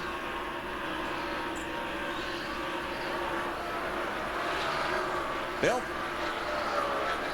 Well, it's been an outstanding run for Tony Stewart, and this should be basically your routine stop for the 20 bunch. Going around, starting on the right side. They made just a slight air pressure adjustment the first time. Didn't talk about any changes this time. These teams really wanted to wait till lap 180 or so. Pit, but once you come in, you got to follow. Dave? Mark Martin is already leaving pit road. Bill, 4 tires, no changes to his awesome Ford. Ryan Newman is in. It'll be a 4-tire stop. He got tighter the longer they ran. They made a wedge adjustment trying to loosen him up. 4 tires already out on the track. Jeff Green is now the leader. He has yet to stop. Then you've got Greg Biffle. There's a battle for the lead. Biffle in that Square D 55 car goes by Jeff Green, takes it away. Second Winston Cup start ever for Greg Biffle, and he's leading. How about that? Dave Blaney stopped, Dave. Remember, tight center, tight off for Blaney, so they make a wedge adjustment to the right side, 4 tires. Dave had brakes when he came in. He was able to stop in his pit, so that's a good sign. There's Robbie Gordon sliding in. Bill? And Pepe Le Pew, a.k.a. Robbie Gordon, makes his stop in his Chevrolet around to the right side. Going to make a wedge adjustment on the 31, trying to just free him up just a little bit. Been a little tight earlier in the race, got a little more tight condition as the race went along. 4 tires full for him. We go to Mark. He ducks a little loose off the corner. He wants a little more forward bite. So what he's going to do is take a pound out of both rear tires. That should give him more forward bite. For Jeff Green, who's having an excellent run, he was a leader when he came to pit road. Now, the ticker at the top of the screen, the guys whose names appear in yellow are the guys who have already come in and pitted under this round of stops. And the guys that are now moving to the front of the leaderboard are going to be out there a little while longer. Greg Biffle and Kenny Wallace and Michael Waltrip and John Andretti and some of these guys all pitted at lap 109, where these other guys that are coming in now stopped at lap 69. So they can run for a little while longer before they're going to have to stop.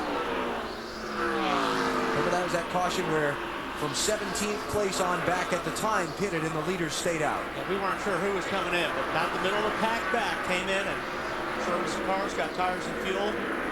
So how long can they stay out now? Well, if they were in at 109, figure 110 to 120 laps from there. They can stay out for another 25 laps or so. Bill, how about Johnny Benson? Well, he's been having an outstanding race, Alan. Just a touch tight off from the center and off. They've tightened it up with air pressure, and they're going to try and make it turn a little bit better with a track bar adjustment. He was in on 179, 16.2 seconds for the 10 bunch.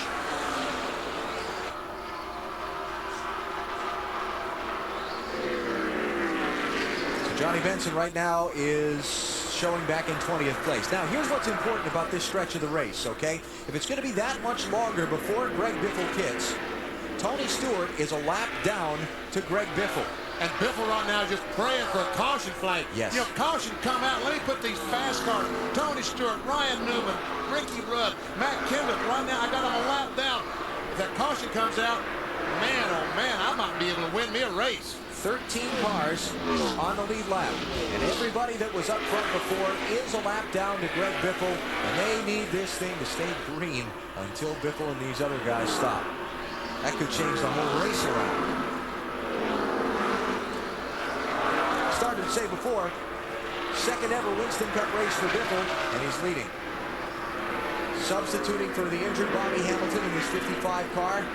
Nice that the politics of the situation worked out to allow him to do that. Biffle driving for Roush Racing and Ford, but they allowed him to jump in the Chevrolet tonight and do the job and help out an injured fellow driver.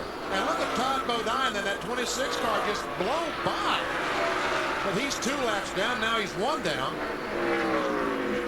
But man, he caught Biffle and just drove by like nothing.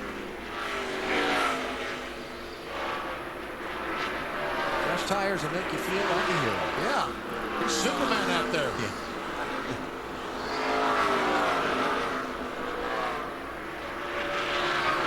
All right, I wonder what kind of what kind of tire wear we get having down there tonight. Well, it definitely wears on the air pressure, BP. Take a look at this right in front off Rusty's car. Flat. Look, normally it's like that, but the right front was flat. That's why Rusty came down pit road in almost a panic situation. 4 tires, he got him, he's out. Marty.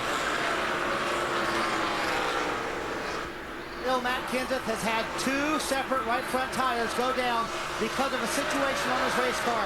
Matt said it is clearly either a camber issue for us, in other words, we're running too much camber, leaning in the front tire, too much negative camber, or our air pressures are too low. We have to fix it. After the first set of flat tires, Robbie Reiser, his crew chief, added a ½ pound to every tire on Matt Kenseth's car. After this last tire went flat, he added a pound to all of them again. Matt? Bill, for the first time in Greg Biffle's career, he entered pit road as a Winston Cup leader. He said the car was good, but the tires were starting to give up. They ended up pitting about 7 laps earlier than Jimmy Ellis had originally planned. As Biffle heads back out, that puts Kenny Wallace into the lead. Michael Waltrip up to second.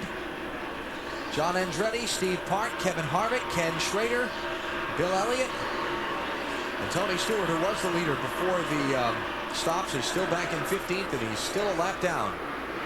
Now, Kenny, right front flat on guys. Kenny Wallace, right front flat.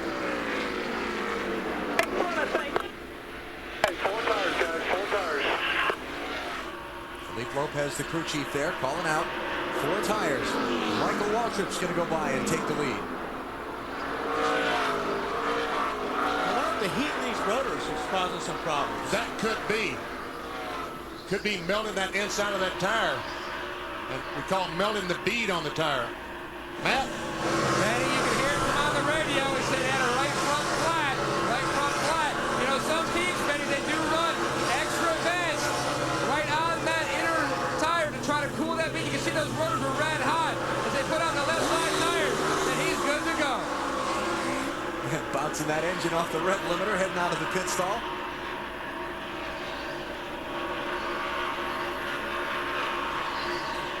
So Michael Waltrip becomes the 7th different driver to lead tonight. Still waiting on this cycle of pit stops to finish. He's got the other front runners from earlier trapped a lap down right now. Baseball's best on TBS. It starts at 7:30 Eastern on Tuesday night. Jeff Gordon coming back out of the garage. I wonder if those guys... Caution's out. Oh, man. Bunch of cars a lap down. Got a smoker. It's Tim Sauter. Yeah, he made contact with the wall up turn 4, I believe. All right, where are all of these guys in relation to Michael Waltrip? Too far behind him. Well, Tony Stewart had gotten back on the lead lap. He had gotten by Michael. Rusty Wallace did not. Ryan Newman and Matt Kenseth got back on the lead lap. Rusty got trapped. Ricky Rudd got trapped. All those guys got trapped a lap down. Mark Martin got trapped. Jimmy Johnson got trapped. Look at all those guys caught behind Michael Waltrip in the pace car. But Tony Stewart, Matt Kenseth, and Ryan Newman had gotten by Michael Waltrip before the caution came out. And Ricky Rudd. Matt, what's going on? And the one car is in for service, Benny. No chassis adjustments at this time. Walt Smith rolls the tire. He dances around to the front. 4-tire change for Marty. Michael Waltrip was a little bit loose. He said, I like those air pressures. Give me more of that. A little wedge adjustment to tighten him up. He's already led more laps tonight than he had in his 33 previous races here and a long time on the left rear.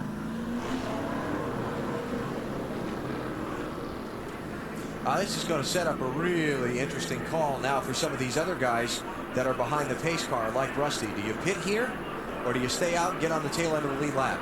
Marty? Well, Ryan Newman's team making a pretty good move here, Alan. They're going to come in for 4 tires. Obviously, one of the last cars on the lead lap. They have very little to lose. It'll be 4 tires and no adjustments. The car's been great all night long.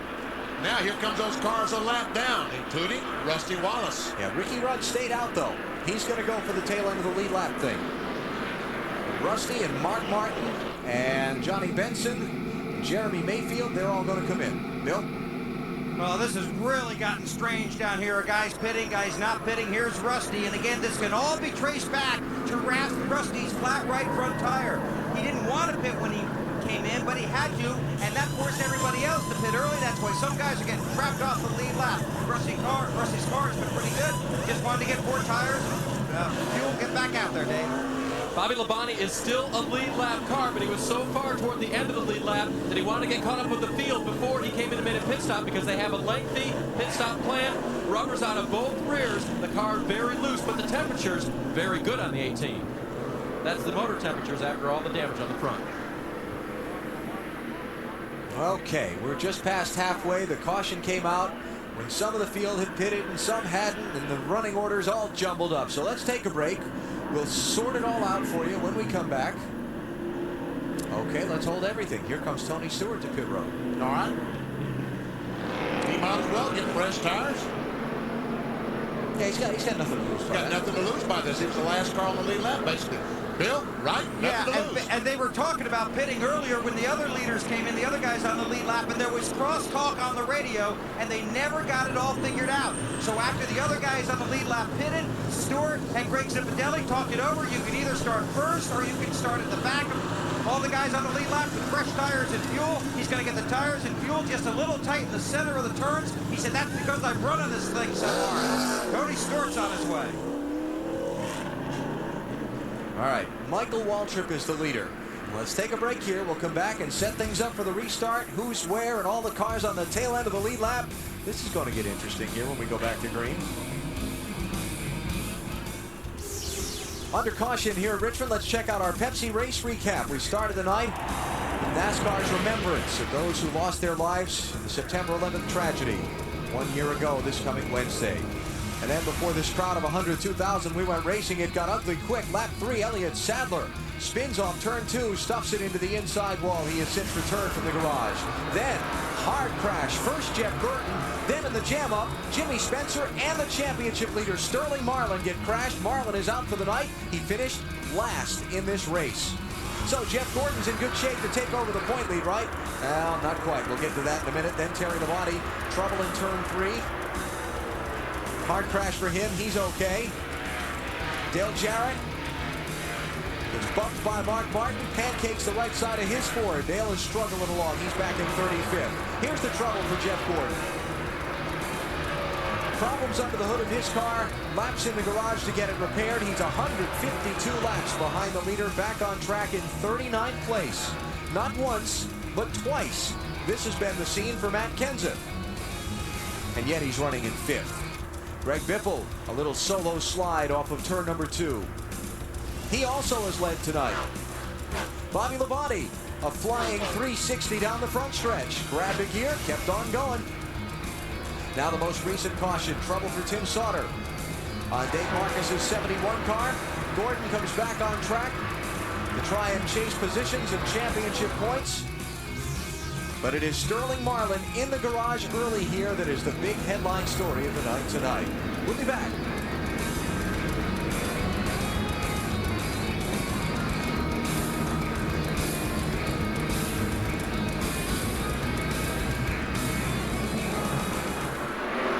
Half a lap from the restart here in Richmond in the Chevrolet Monte Carlo 400 with the Looney Tunes. All right, now bear with me. I'm going to take you through this, okay? Folks, you'll never understand this. Go ahead, Alan. Got 21 cars on the lead lap, but 2, 4, 6, 8, 10, 12 of them are on the tail end of the lead lap. That means they're 3/4 of a mile behind leader Michael Waltrip. The bubble will be over Michael Waltrip as we go back racing. He's way deep in traffic.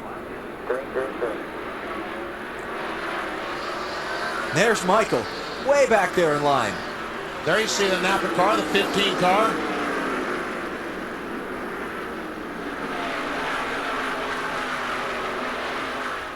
Oh, some contact. Oh, and the 15 to the leader. Now these guys are going to get a lap back. Oh, big crash. That was those water barrels. Man, oh man, oh man. How in the world can that be?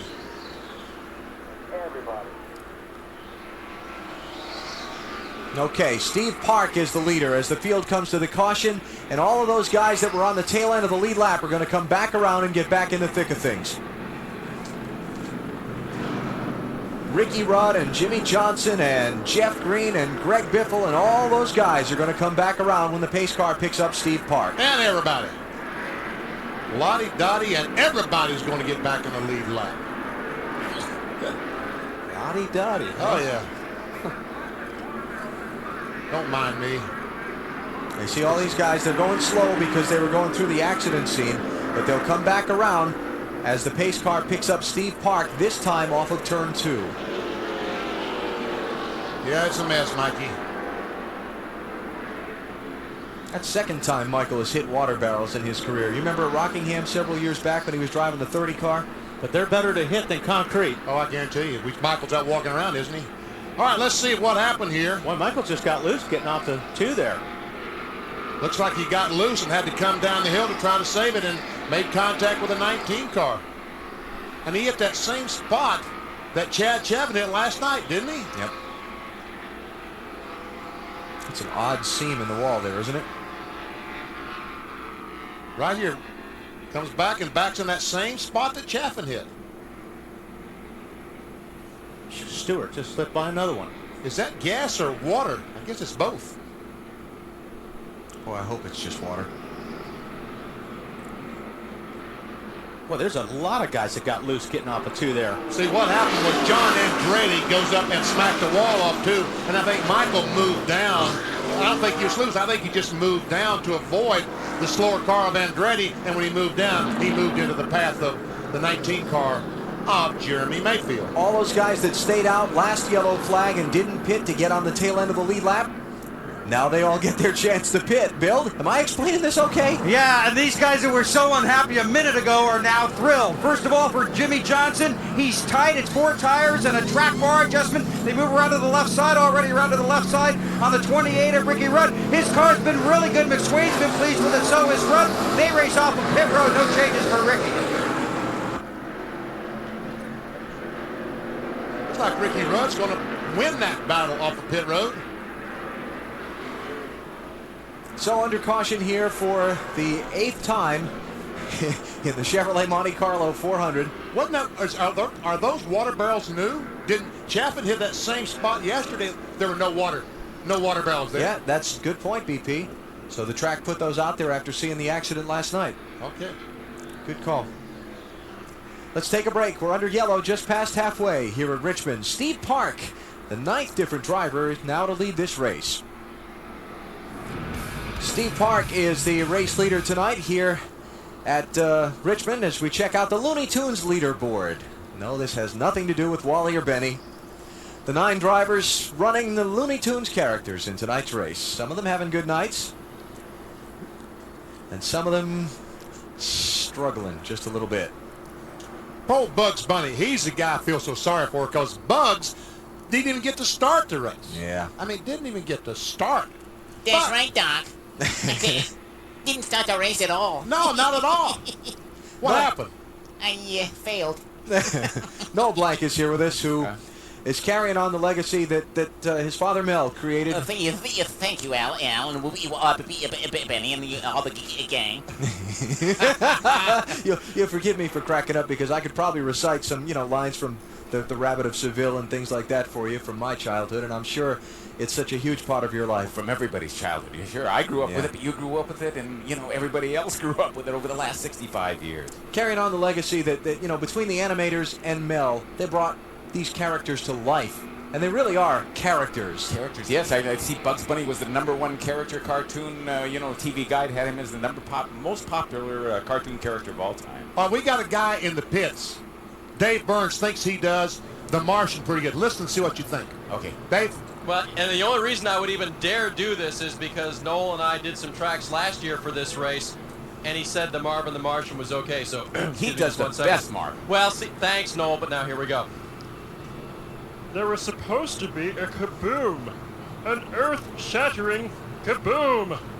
And that's about as far as we go. See, he's pretty good. You're making me angry. You're making me very, very angry. Yeah, sure, Doc. 10 to break if 9, 8, 7, 6, 5, 4. We'll be back to Richmond in a minute.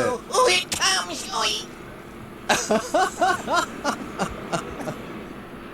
Strange Saturday night here in Virginia's capital city so far, as we work the caution flag here in the Chevrolet Monte Carlo 400 with the Looney Tunes.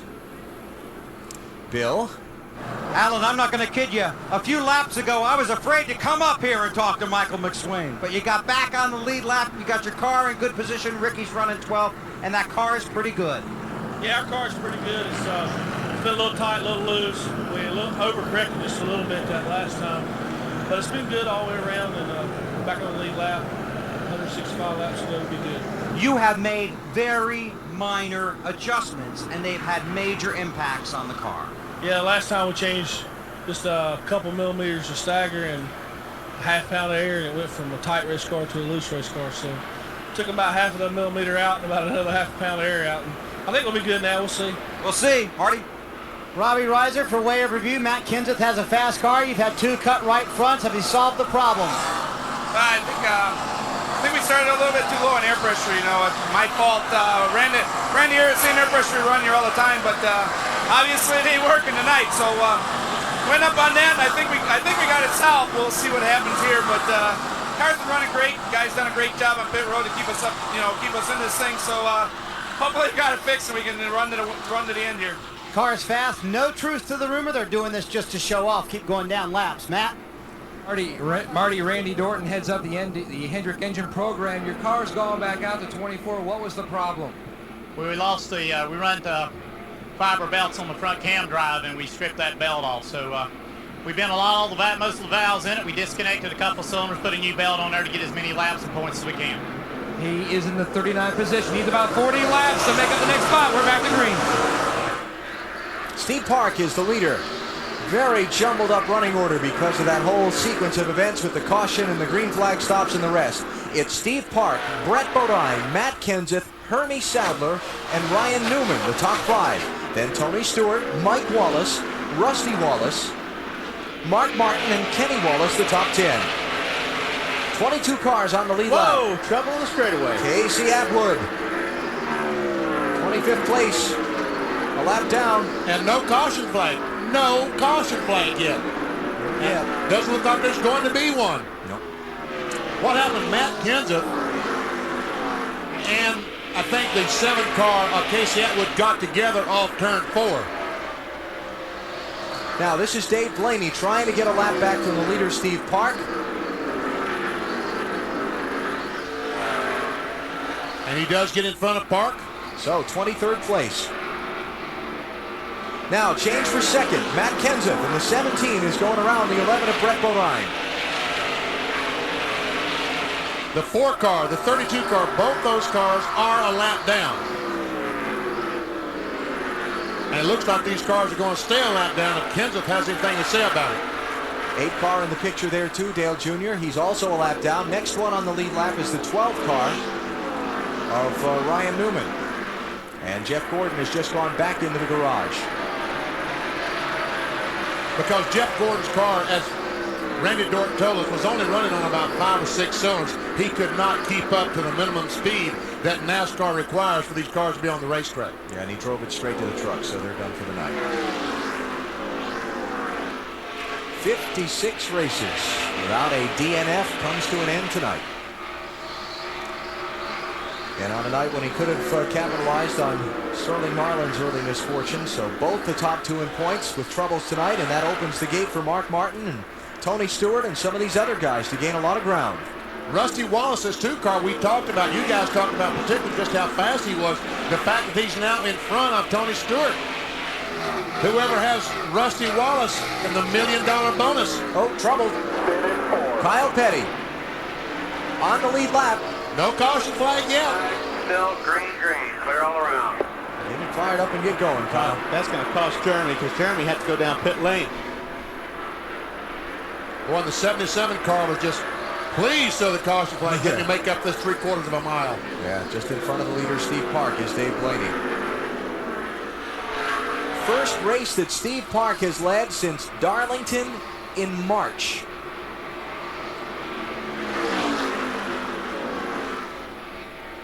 Here we go. It looks like that Kyle Petty gets a little bump from the behind by the 97 car Kurt Busch.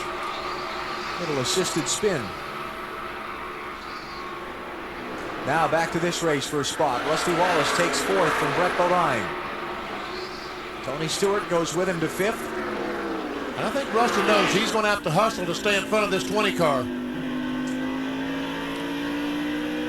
Check out the championship right now. Jeff Gordon could fall to 5th from 2nd. But he gains points. He gains points on the leader and goes from 2nd to 5th. How weird is that? That's a tough day. That is a tough day. Noble 5 tonight. The 5 drivers racing for the $1 million. 3 of them are out. Michael Waltrip, Jimmy Spencer, Sterling Marlin, all out in accidents. But 2 of those fans are still in the hunt for becoming millionaires tonight. And the fan that has Rusty Wallace has got to be a little excited right now because he's got a fast race car. But I don't think it's faster than that guy right there. Tony Stewart.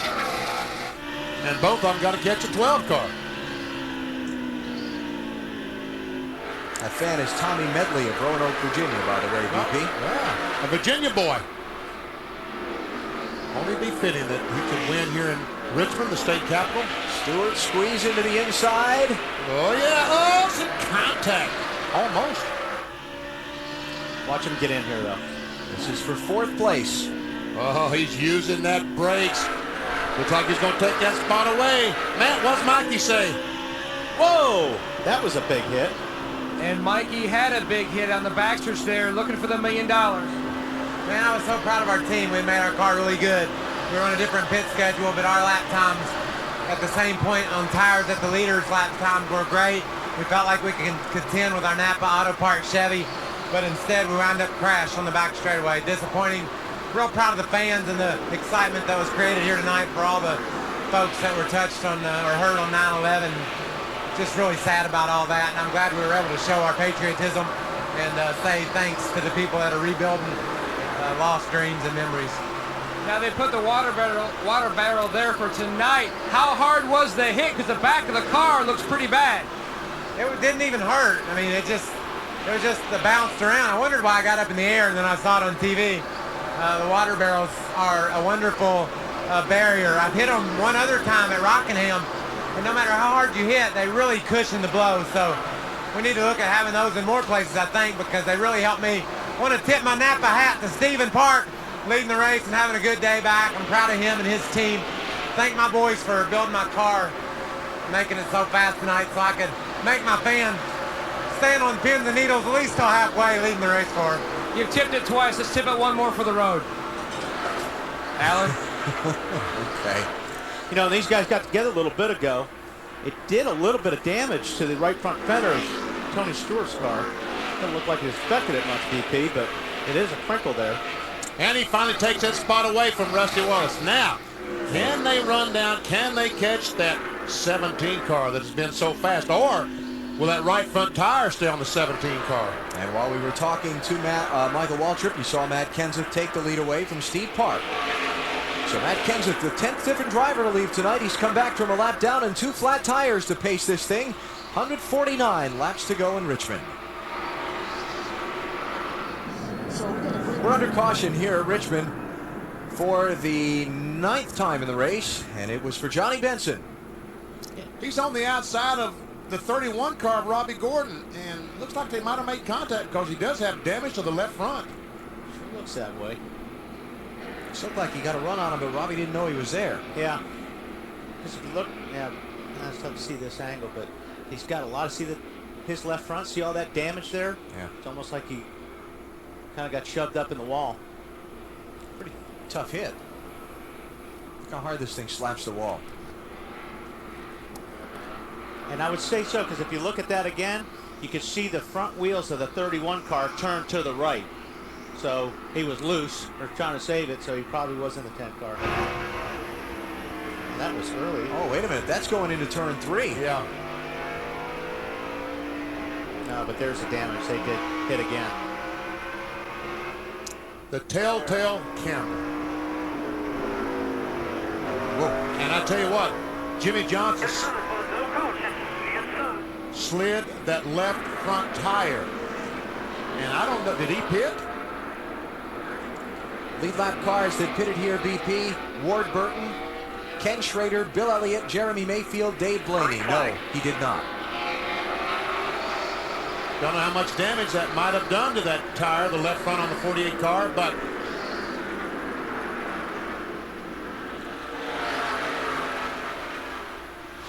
Matt Kenseth is the leader. Steve. Three wide, this is trouble. Oh, Junior.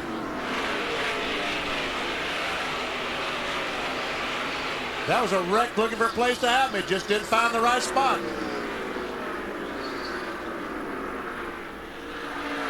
Ryan Newman around Steve Park for second. And slowly those guys who were dominant earlier in the race are picking their way back through the traffic to the front after they got caught deep in the field there.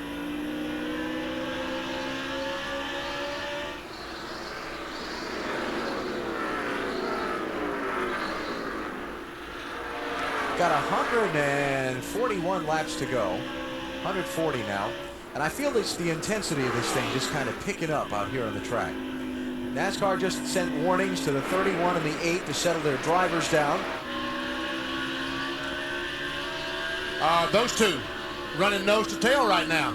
Well, if you remember earlier, Robbie was a little bit upset that the 8 got in the back of him.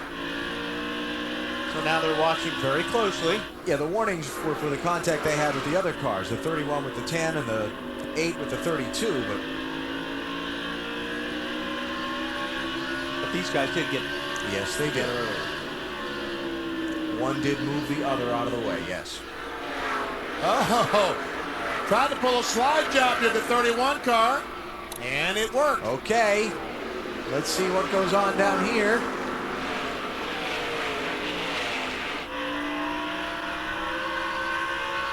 No payback. Not yet anyway. There it is. Just let him know that he was there and could if he wanted to. Yeah. Third place. Here comes Tony Stewart.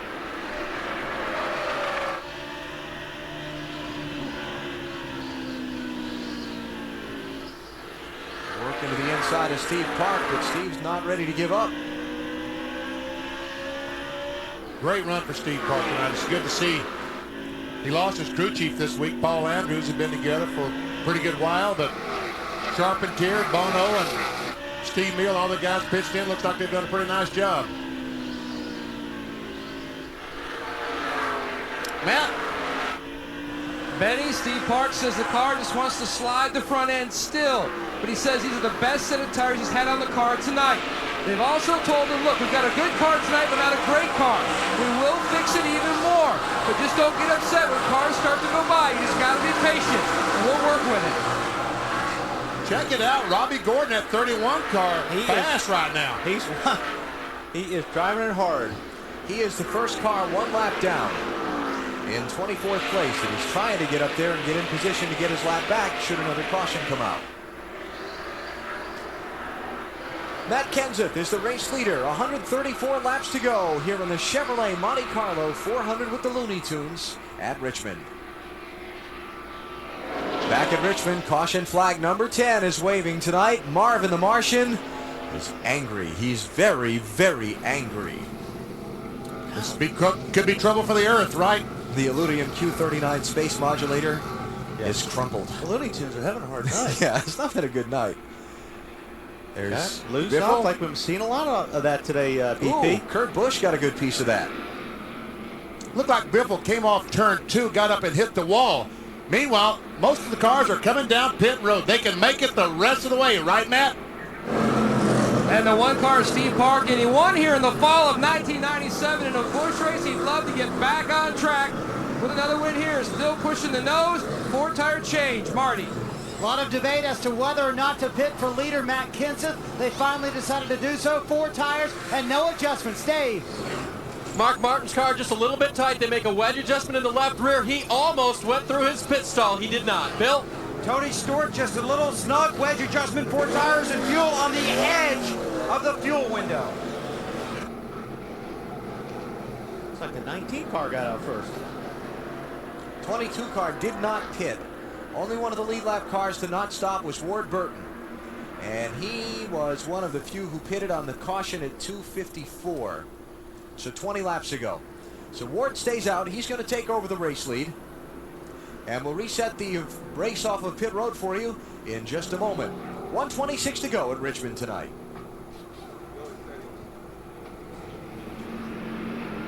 Good, not good, as we look at the fortunes of the Coca-Cola racing family tonight here in Richmond.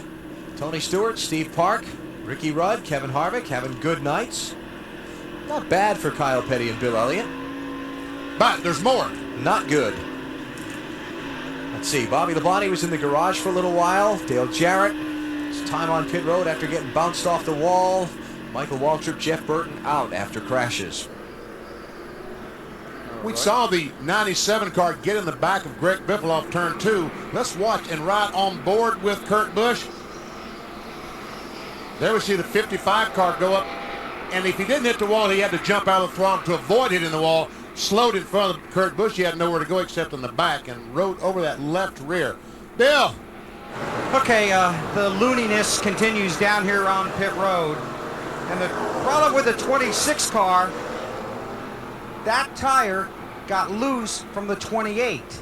Rolled in front of Todd's car, and that's the tire that he hit. Belonged to the 28 team. I tell you what, that tire, Bill, rolled from pit road all the way around the middle of 1 and 2, didn't it? That tire wanted to go somewhere. It's looking... Green flag, green flag. They did retrieve the tire, folks. It's not still there. Back under green, Mike Skinner in the 4 car, tail end of the lead lap. 25 car, Joe Nemechek, tail end of the lead lap. Leader is 22, Ward Burton, who almost got the wall off of 2 there.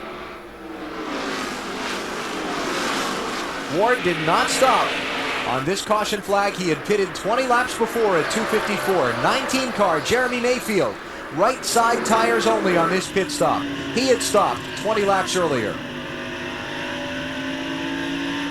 Took a little track position and just got the 2 tires. Where are those sparks coming from? Ward's car or Junior's car? Looks like the front valence of Junior's car. Yeah, it is. Junior is now the first car 1 lap down. The 8 car there, he's in 25th place. Now he's going to be the second car one lap down as Ward gets by Joe Nemechek. Ooh, Ward almost got the wall again off turn 2. That's twice. And right now, Ryan Newman, the 12th car, is on the inside of Jeremy Mayfield. A battle for the second spot. 3 wide. Now they're trying to wreck. Cooler heads prevailed.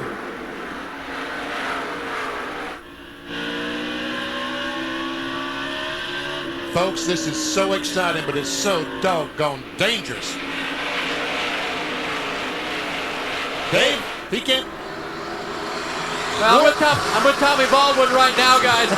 Tommy, can you take credit for getting him up front, or is this the kind of race that's just going to fall to somebody at some point? Yeah, I mean, it's really all hinging on the luck. You know, we got a caution and got a lap down before, then got it back in the tail end there, and our air pressure wasn't working anymore. The track seemed to get a little tighter rubber on it, and we went right to the back, come in, made a change. Everyone else had to pit, and there we are. How is it watching cars trying to get back on the lead lap when your guy's bleeding? Well, you know, it's tough this is NASCAR, and it's so competitive, but Cat Boys is doing good, and the car's running good right now. All right, they made no changes on their last pit stop, guys. The car is really good for Ward. Dave, the question I wanted to ask is, they can't make it the rest of the way. They do have to stop again, don't they, Dave? That is true, Benny. There were a couple of cars, including Dale Jarrett, who did top off just before we went back to green, but he'll have to stop one more time, the 22 car. And those other cars that did stop, as Bill Weber said on the 48 car, been on the edge of his fuel window. I think a lot of those guys are right on the edge of it. Hey, we're going to have at least one more caution. These guys are going to be coming in for tires. I mean, come on. We got over a quarter of the race still to go.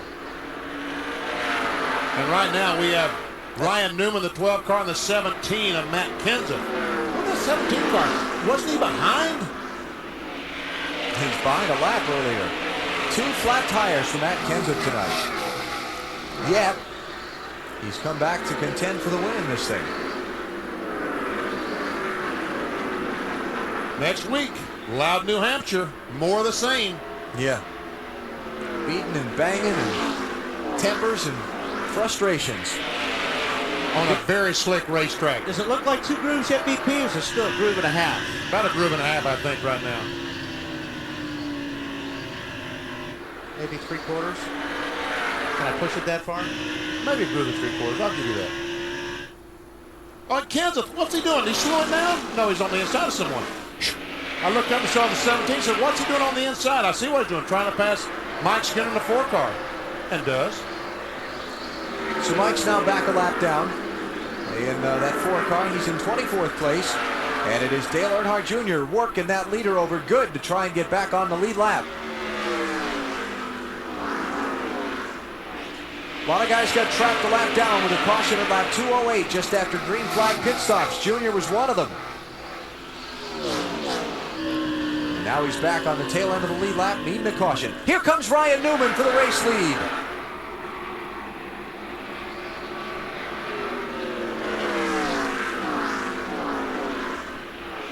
Newman, he's there.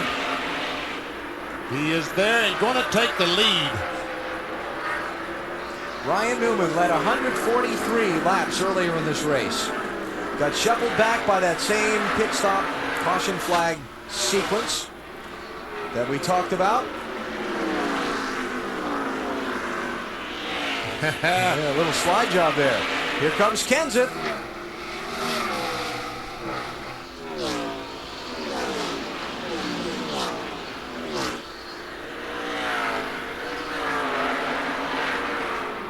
Is Kenseth going for the lead? Yes, he is. Wow, what a run off turn 2. Man, that 17-to-walk car is fast. Second time tonight, Matt Kenseth is the race leader. Third to first in a couple of laps. Kenseth already this season has scored 3 victories. Texas, Rockingham, Michigan. Looking for number 4 tonight here in Richmond. Yeah, lead changes, cautions. Tonight we're on the good end of that equation so far. Matt Kenseth out in front, coming up on the 3/4 mark of the Chevy Monte Carlo 400. Back at Richmond, yes, that is the 99 car back on the track. Jeff Burton, after the accident he was in, way back at lap number 10. Check our Napa Field summary 11 leaders, 14 lead changes, but 10 caution flags. Big story of the race is who's out of it. Sterling Marlin, the championship leader, and second place man Jeff Gordon in points, both done for the day early. Huge opportunity for Mark Martin and Tony Stewart and Rusty Wallace and some of these other guys to pick up a lot of points tonight. You know, this is just like in Bristol. All of a sudden we look up with 100 laps to go or so, and here Mike Wallace is in this Conseco Pontiac in 7th position.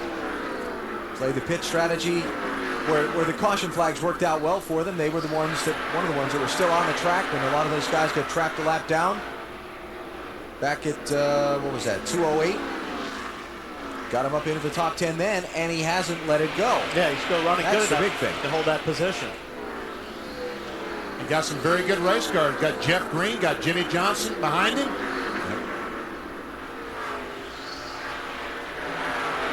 So Mike Wallace, in his 11th start of the season, 6th one for A.J. Foyt.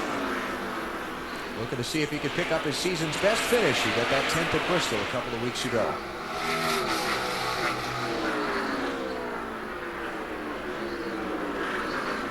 Skinner's not just pulling over for him. No, he isn't. Oh, a little rub in there coming off turn 2. Little slide job. Clear.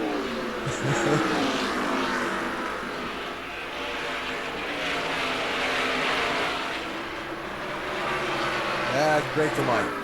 Tell you, it's tough to get into a car mid-season and try and, you know, pick up the pieces with a team that's been struggling and looking to make a change and get things going. That's a tough job. Yeah, it really is.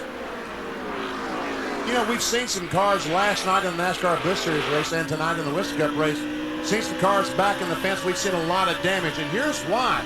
Rusty Wallace going down in turn 1, 147 miles per hour. Last night, Derek Cope's car. He enters turn 1 at 140 miles per hour. By the time he got to the wall, he hadn't slowed down 5 miles an hour. Yeah, he hit a ton. Now, you start talking about hitting a concrete wall at 130 miles per hour. It's going to be a big contact, a lot of damage. Rusty's got something not right here. He slid all over the place getting off of turn 2, and here comes Tony Stewart blowing right up to his back bumper. He didn't get off of turn 2 at all last time. Yeah, when we were riding on board, it looked like he slid right up and through the middle of 1 and 2, which really hurt him get off of 2. Tony Stewart made up a lot of ground there. Gives up 4th place there. So Stewart to 4th, Rusty back to 5th. But he is the farthest forward of any of those with a chance to win $1 million tonight. Matt Kenseth leading Ryan Newman by 5 car lengths. 90 laps to go tonight here in Richmond. Time for our Wrangler 5-star finishes. One of my favorites of all time. Richmond, February 1986. Dale Earnhardt, Darrell Waltrip, tangle, racing to 5 to go. Through all the carnage, Kyle Petty comes from 5th and gets to the caution flag first and gets his first NASCAR Winston Cup Series win. That was a 5-star finish. And for more on Wrangler 5-star finishes, log on to NASCAR.com. Remember that one, BP? Oh, yes, I remember that one well. Old Fairgrounds half mile before the track was remade into its present configuration in mid-88. Matt Kenseth, the only driver in the NASCAR Winston Cup Series with top 10 finishes in every Winston Cup short track race this season. And he's out in front of Ryan Newman now by 7 car lengths with 81 laps to go. Let's go through the field and start with the leader. Here's Marty. And he's on his way to scoring a lot more points tonight, Alan. We joked with Matt earlier today. He said here in May, they got 3 laps down. He said he passed about 90 cars tonight. He only got 1 lap down, 2 cut right fronts. He's only passed about 60 cars tonight, running very well up in the lead. Ryan Newman behind him is just a little bit tight. The car is fast. It is not bad. Bill mentioned the talk earlier about Dodge. Ryan Newman and Rusty Wallace possibly going to Dodge next year. I talked to his car owner, Roger Penske. He said he is talking to other manufacturers, but does not expect a decision within the next 3 weeks. But he is talking to all of the manufacturers. Dave? Marty, the 22 team of Ward Burton did their homework overnight. They were talking about it on the radio today. They asked Ward if the car was still sliding the nose. He said no. We took care of that problem. He's having a great run. Bill? Tony Stewart's car is not good on restarts. The longer he goes, the better he gets. He just said he's snug in the center, free, off. Some of these guys are going to be able to make it on fuel. Don't be surprised, Marty. Jeremy Mayfield running in 5th, Bill, the 2-tire stop, holding up pretty well. Ray Aronham told me the goal right now for everyone on the track should be keeping up with the racetrack because it's getting tighter the longer the night goes, Bill. They made an air pressure adjustment in both the right side tires for Rusty Wallace. But right now, his car is just too tight. Not what he was hoping for here, Matt. Bill, Mike Wallace on pace for his best career Richmond finish. His best finish before was a 23rd back in 94 on their last stop on lap 273. No adjustments. The car was neutral. Mike Dillon said they may not have to pit again. Marty?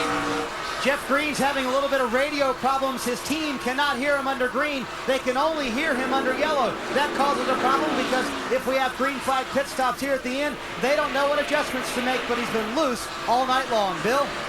Jimmy Johnson just told Chad Knaus the car's really not doing anything I want it to do right now. I'm just trying to find my line. Last time, a half pound out of the right front, 1 round in the right rear because it was tight. Marty? Bill, in the last 2 runs, Kevin Harvick's car has come to life. Finished 2nd in this race last year. This car finished 4th at Bristol. He's a little bit loose, but the track's tightening up for him. Alan? 23 cars on the lead lap. Matt Kenseth still out in front. 6 car lengths on Ryan Newman now. And we have 74 laps to go in this one. Let's continue to go through the field. Bill? Well, Ricky Rudd is running the same times as the leader of the race. Although it's been very quiet on the radio, they have made air pressure adjustments for the next set of tires that they're going to put on this car. But if they have to come in under green, some guys aren't going to take tires. They're just going to do a splash if indeed they can't make it. Dave? Bill, when Mark Martin pitted on lap 274, he had complained that the car was a little bit loose. They made a wedge adjustment to cure that. Ben Leslie did radio back to Mark. Save fuel, we might be a little shy. Bill? Good run for Todd Bodine tonight. Did run into that tire from the 2018. Seems to have recovered fairly well from that. The car was tight in the middle and off, but they didn't make any adjustments. It was just 4 tires and gas last time, Matt. Marty, Steve Park has faded all the way back to 14. He's settled in. Now he's running lap times, which mirror the leader, Matt Kenseth. He hasn't said anything on the radio. His acting crew chief, Steve Mio, says, just hang in there. You're doing a great job tonight. Meanwhile, Kyle Petty's back in the 15th position. Remember last year in this race, he was running in the top 10 most of the night and then got caught in pit road and lost a lap. They made a lot of adjustments all day.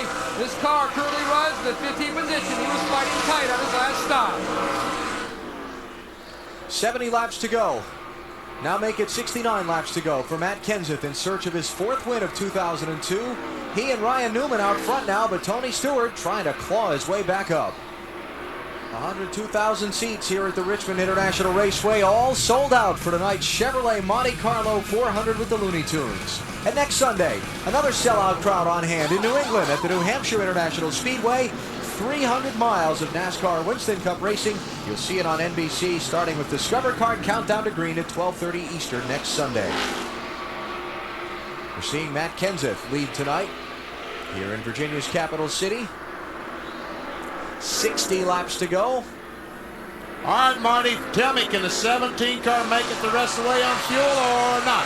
You would think so, Vinny, because most of these teams are very close. Most of them can make it, but Matt Kenseth's team cannot. Jack Roush has been down here. He calculated it once. He calculated it again. Both times he came up 5 laps short. Well, that is surprising. You think these guys always get great mileage. I mean, he's always the last car to pit, yeah, but tonight they might be doing something different to try to get this car around the racetrack better, and it's working because he is very, very fast. Maybe it's the gear. You know, I heard a lot of guys talking about gear in the garage this afternoon, Wally, because, you know, the practice was done earlier in the evening than when they raced, and guys are speculating that they were going to need to put some gear to it to get up off the corners tonight with the track conditions. But, you know, one of the crew chiefs told me, we're taking a chance on not finishing, but I'd rather get up there and run competitively than ride around 20th all night without enough gear. What they're doing is putting more RPMs to the car, and exactly, Alan, that's going to burn a lot more fuel, so maybe we can find out if that's what the 17 car did. Aerial views tonight at Richmond, courtesy of our U.S. Army Skycam, United States Army, an army of one. And right now, Tony Stewart is faster. Well, that last lap, Matt Kenseth was the fastest car. It really is very, but most laps, Tony Stewart has been faster than Matt Kenseth. The problem is Tony Stewart is almost 4 seconds behind. He's got a lot of ground to make up. in just about 60 laps. And that last lap, he had to pass the car of Brett Bodine there at BP, so I think that's probably what cost him a little bit. Rusty. Fastest lap among the top 10 that time. How about Tony Stewart, Bill? It's going to be very interesting, Alan. Mark Quanquist has been figuring the fuel mileage since the last pit stop. He was using a computer to do it. I went up and asked him if he thought the 20 car could make it to the end. He basically said it depends on how gutsy Greg Zipadelli, the crew chief, feels. Then he said, yeah, I think we can make it. Well, I think you got to go for it if you're that close, right, Benny? I mean, you're going to go for it. You don't want to come down and take fuel and then go, oh, we could have made it. Yeah, exactly. Yeah, but, and go ahead. I peeked over his shoulder, and I'm pretty sure it said 399.8. Oh, well, then you absolutely go for it. Gotta go then. What I was going to say is he's fourth in points. The top 2 in points in the garage early. Maybe has, big picture, maybe has to think a little conservatively. I don't think so. I think they're thinking about winning the race. I think they'd go for it. There you go. I'll go with you, Wally. Go for the win. All right. See how it plays out. Building some drama here toward the finish at Richmond around fuel. Here at Richmond, John Andretti is spun off turn 4 into the tri-oval grass. I don't see a yellow yet, BP. No caution flag yet. And there's not going to be one. Oh, man. Ward Burton, guys that's got to make a pit stop, desperately wanted a caution flag to do that. Yeah, because when they come in and make their pit stop now on their green, they are going to lose a lap, maybe 2. There's your race leader, Matt Kenseth. He's opened up ground. He's doubled his lead on Ryan Newman. It was 0.8 of a second a little while ago. It's 1.9 now. But Tony Stewart, I said a moment ago he was 4 seconds behind. He's 3.5 seconds behind now. He is gaining a little bit on Matt Kenseth, but I don't think he's got time to catch him unless the 17 car has to stop for fuel. Let's check out what happened to John Andretti a second ago off turn 4. We kind of catch it in the middle of things. By himself again. Yep. A lot of guys are getting loose here. Right in front of the leader. And that's why he got such a jump on the 12 car. When he spun, the 12 car jumped on the brakes and allowed the 17 car to get in front of him by a larger distance. Yeah. Story of the night tonight here at Richmond has been the race for the championship. Earlier in the event, lap number 9. Trouble in turn 3. Jeff Burton crashes, and behind it, Sterling Marlin and Jimmy Spencer tangle. Marlin, the point leader, with a heavy contact head-on into the outside wall. He's okay, very sore, but okay, no broken bones, but he will finish last in tonight's race. So that opens things up for Jeff Gordon, right? No! Wrong. Lap 53, Gordon breaks a camshaft. Well, a belt, not a shaft, right? Timing chain belt. Timing chain belt. There you go. Sent him to the garage for 200 and something laps, and he is going to wind up finishing either 39th or 40th in tonight's race. Jeff Burton is still out there, and if Jeff can run another 15 laps, Gordon will drop that one spot farther down. Unbelievable. So, 79 car points between 5 drivers. So Gordon's going to gain points on Marlin tonight, but this thing is going to tighten down like you would not believe heading to New Hampshire next Sunday. And I talked about Tony Stewart. I've forgotten all about Rusty Wallace, Bill. Well, I'll just tell him that later, and there's a chance we could be telling him that in Victory Lane. Remember a little while ago, we said that car was too tight? Well, the adjustment they made on it made it a little tighter, but as Rusty goes along, that car is coming to him. As far as fuel mileage is concerned, crew chief Bill Wilburn said, we can make it. There are a lot of creative answers down here when you ask these guys about fuel mileage. He said Rusty can make it, and that might be $1 million bet. Rusty, one of the 5, racing for Winston's noble $5 million bonus tonight. You see 3 of them had tough luck. Jimmy Spencer, Sterling Marlin, Michael Waltrip all crashed out. But Rusty, he's got a sniff of it. Mark Martin's back in 15th right now. And of course the top 5 finishers tonight will race for the million at Talladega. Back the first weekend of October.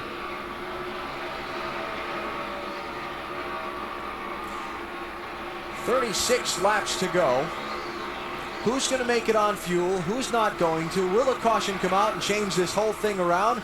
Let's take a commercial break here and come back and set things up for the finish. TNT presents Win the King. You can win a day with Richard Petty in your hometown. NASCAR.com is where you get more information. And tune in to Winston Cup Racing from Dover on September 22nd here on TNT for your chance to win.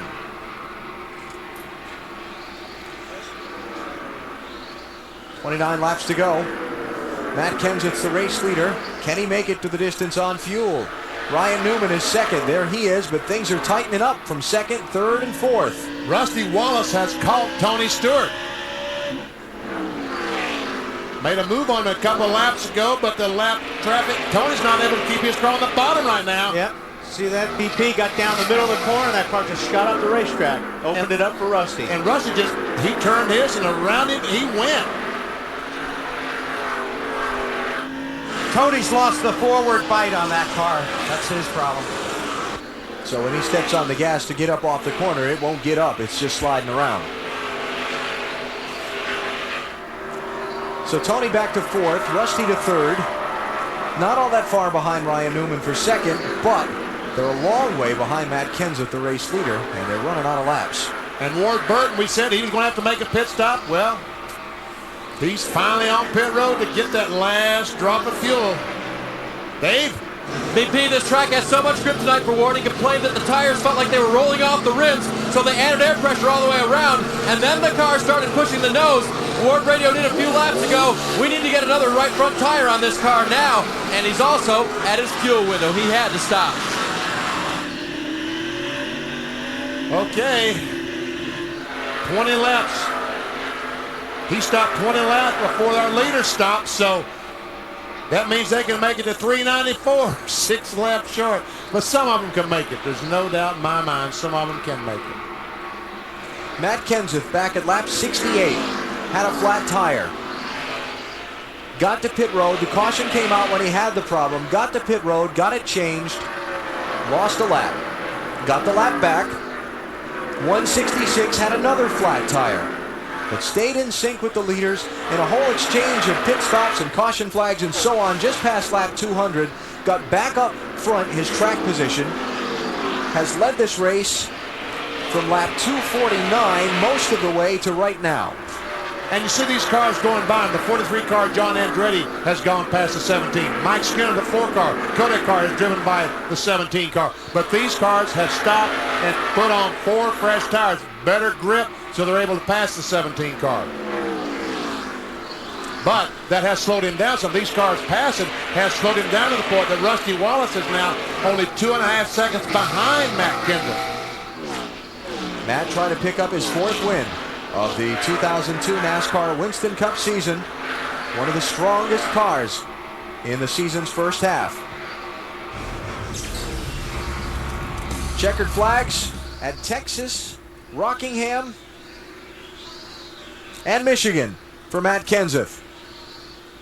This was the 2nd race of the season when he broke into the winner's circle. Then out in the Lone Star State. And again up in the Irish hills of Michigan. Been a great season for Matt. Had some troubles with some races they failed to finish, though. That's cost him a better shot in the points. Yeah, it sure has. Hey, Marty. Yes, BP. When Jack Rouse said they were going to be 5 laps short, he didn't smile when he said that, did he? He did not, and he came back for a 3rd time, had a conversation with Robbie Reiser, the crew chief, and it confirmed we're going to be 5 laps short. But he also told Robbie in that conversation, I think we should go for it. Now, you don't think they'd be lying to us, do you, BP? Yeah, they just might. Just might be trying to make us say he can't make it, and the people about to be monitoring us and say, well, they can't make it. Yeah, back off. They can't make it. You'll pass them when they come in the pits. Yeah, exactly. Back off. Don't have to run him down. He can't make it. There you go. Laps since last pitted. Everybody's on equal terms now among the leaders. I'm thinking they can make it, BP. Little splash and dash for Jeremy Mayfield. Fuel only, and he heads back out. Jeremy was in 5th spot. He came in. Not anymore. Yeah, it's going to drop him way behind. Let's see, where'd Ward Burton end up? Ward ended up a lap down in 20th place after his pit stop. Ken Schrader, 18th place car. Last on the lead lap. no longer. First a lap down now. Let's talk about a couple things we discussed at the top of the night while we start setting up the finish here. Give and take. Did we see it tonight, or did we see more taken than given? No, I think we saw some situations where there was not give and take, but all in all, I was impressed with the job that the drivers did tonight. And second groove and the sealer and all that kind of thing. Did we see that second lane come in full? I don't think we saw it maybe in full. Second place. And Rusty's through. And now he takes off at 17 is the only car you got to worry about. He's up ahead. 17 car. That's the guy you got to catch. All right, Weber, tell us more on this gas story. Doug Ingold is the gas man for Rusty Wallace's 2 crew. A second ago, crew chief Billy Wilburn climbed down off the wagon, said, "Are you sure that you got it full?" And Doug Ingold said, "Yes." Then Billy got back on the wagon and said, "Rusty, drive the wheels off that thing." 51 races since Wallace has gone to victory lane. Rusty worked with Benny and I, substituting for Wally last night in the NASCAR Busch Series race. Asked him if he thought he had a car to win here tonight. He said he hesitated for just a second, and then he said, yeah, I do. I think we're going to be good. Oh, I was on an important assignment. Yes, you were. But we're glad to have you back. Sure. There you are, Alan. I said that in all sincerity. Rusty Wallace, once he got by the 12 car, but that time Rusty Wallace slipped up in the third and fourth corner, lost some time. Well, didn't lose that much time. Yeah, he's hunting the groove, BP. Yeah. He's trying to find where that car's going to grip best. Keep after. Get outside. Here. Is Mike Wallace out of gas? He came on the radio and yelled, "I'm out of gas, I'm out of gas." All the guys jumped up on the wall. They've got a can ready to put fuel in the car. They're waiting for him. A 5th place run going. And Rusty Wallace must be out of gas. Something's going on with Rusty. Off the pace, turn 2, right front's down. Right front Look at is the car down. leaning. Right side. Yeah. Rusty Wallace loses a right front. He was that? closing on Matt Kenseth. And he almost at exactly the same spot as in the spring when Ricky Rudd was going by and Rusty went up the racetrack and spun the leader out. Remember that? Well, there's been a lot of right front tire problems tonight. Yeah, Rusty's one of them. He lost a right front earlier, remember? Yep. There's a bad joke available there that he drove the wheels off the car. There you go. Yeah. You said it. Well. And don't think I'm not going to hear about that. Yeah. I'm the master of bad jokes, I know. Literally. All right, so now Matt Kenseth is 4.5 seconds up on Ryan Newman. Fuel is questionable. Now he's really going to roll out of the gas, right? Oh, yeah. He's really going to try to roll out of the gas early and not stomp on the gas. Just easy back into it. All right, Snyder, they're still going for it? They're still going for it, but they just put the crew on alert. They sent the gas man by the gas can, said, "Get ready." They thought Rusty Wallace had run out of gas. There's a bit of panic down here, but they think they're going to be okay. Oh, now they're okay. Now they're okay, yeah. Well, a little while ago, they were 5 laps short. Now it's wait and watch time. They pitted with 126 laps to go. We've seen Kyle Petty on pit road to get fuel in the last couple of moments. He's back on track. Who else might run out? Kenseth, Ryan Newman, Tony Stewart, Jeff Green, Ricky Rudd, Rusty Wallace is rejoined 2 laps down in 20th place. Think that guy's sweating bullets right now, Benny? Man. Man, I hope I don't have to go to work. Please don't put me to work, man. I don't put any gas in that car. As easily as he's holding that can doesn't have much gas in it. All right, 5 to go. Robbie Gordon on pit road. Believe he was being shown the black flag for smoke coming from his car. And we watch Matt Kenseth. And I'm told that the 20 car, Tony Stewart. Yep, he looks like he's out of fuel, right, Dave? Tony just radioed in. I think I got a transmission problem. I don't have any gears. Oh, my goodness. You really thought he was out of fuel. Now, that's got to be scaring all these guys to death, not knowing what's wrong with the 20. thinking he's out of gas. And look at Tony running in, what, third or fourth spot? Yeah. Look at all the points he just lost in the last 5 laps of this race. Yep. He was 4th in points coming in. And he's not making the minimum speed, so he's going to have to get pulled in. And will not finish. But he made another lap. He got one more lap out of the way. All right, let's keep an eye on this leader. See if that thing hiccups on him. 2.5 laps to go. Looks like Schrader ran out of gas. Let's push start in that car. Yep. 2 more laps.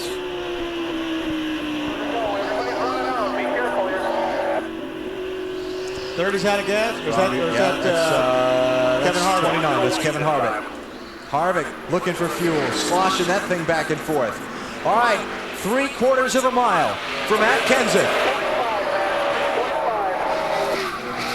1 more lap to go. Final lap at Richmond.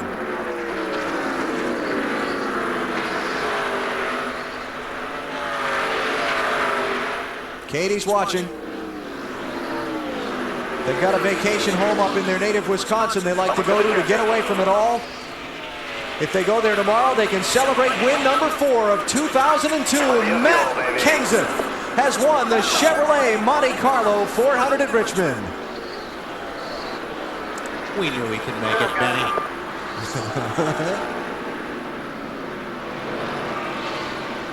Ryan Newman 2nd.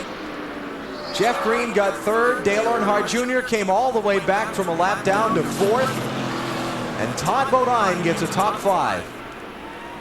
Highest up guy in the championship, Mark Martin. He finishes 6th. Tony Stewart, who fell out in the last laps, is going to wind up 30th.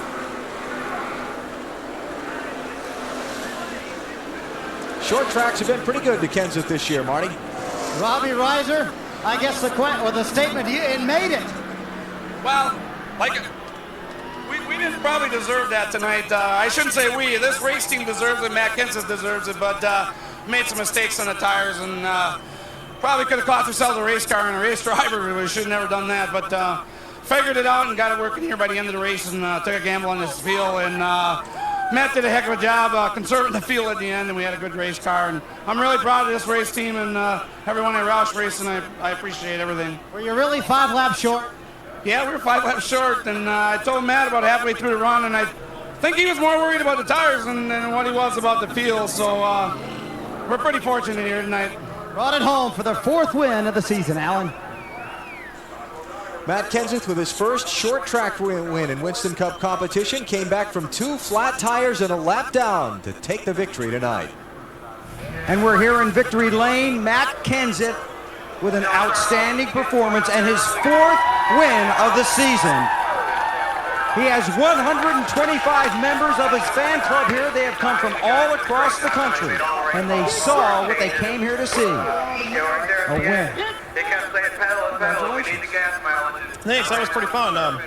Fun when you don't know if you got enough fuel or... I wasn't worried about the fuel. I was more worried about the tire. You know, we blew 2 tires early in the race, and I thought we had too much camber in it. I didn't think it was going to make it, so I was more concerned about that. It's just this 12-4 Taurus was a bad machine tonight. I mean, we didn't even really run it hard. When we got up front there, I was worried about that tire, so we just ran as hard as we had to run, and I haven't had one this hooked up. This is a brand new car all my guys built, and I'm really proud of them. You weren't worried about fuel? I wasn't too worried about it. They told me I was 5 laps short, and they always are pretty conservative, so I figured I could save 5 laps.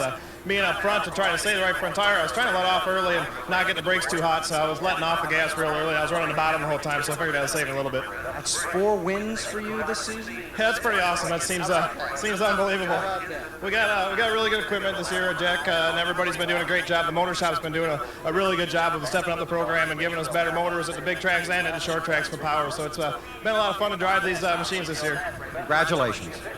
Matt Kenseth in victory lane. Dave? Ryan Newman 2nd again. I think I set you up for this because I said you had 4 seconds at the beginning of the show. This was the 4th. Why couldn't you catch him at the end?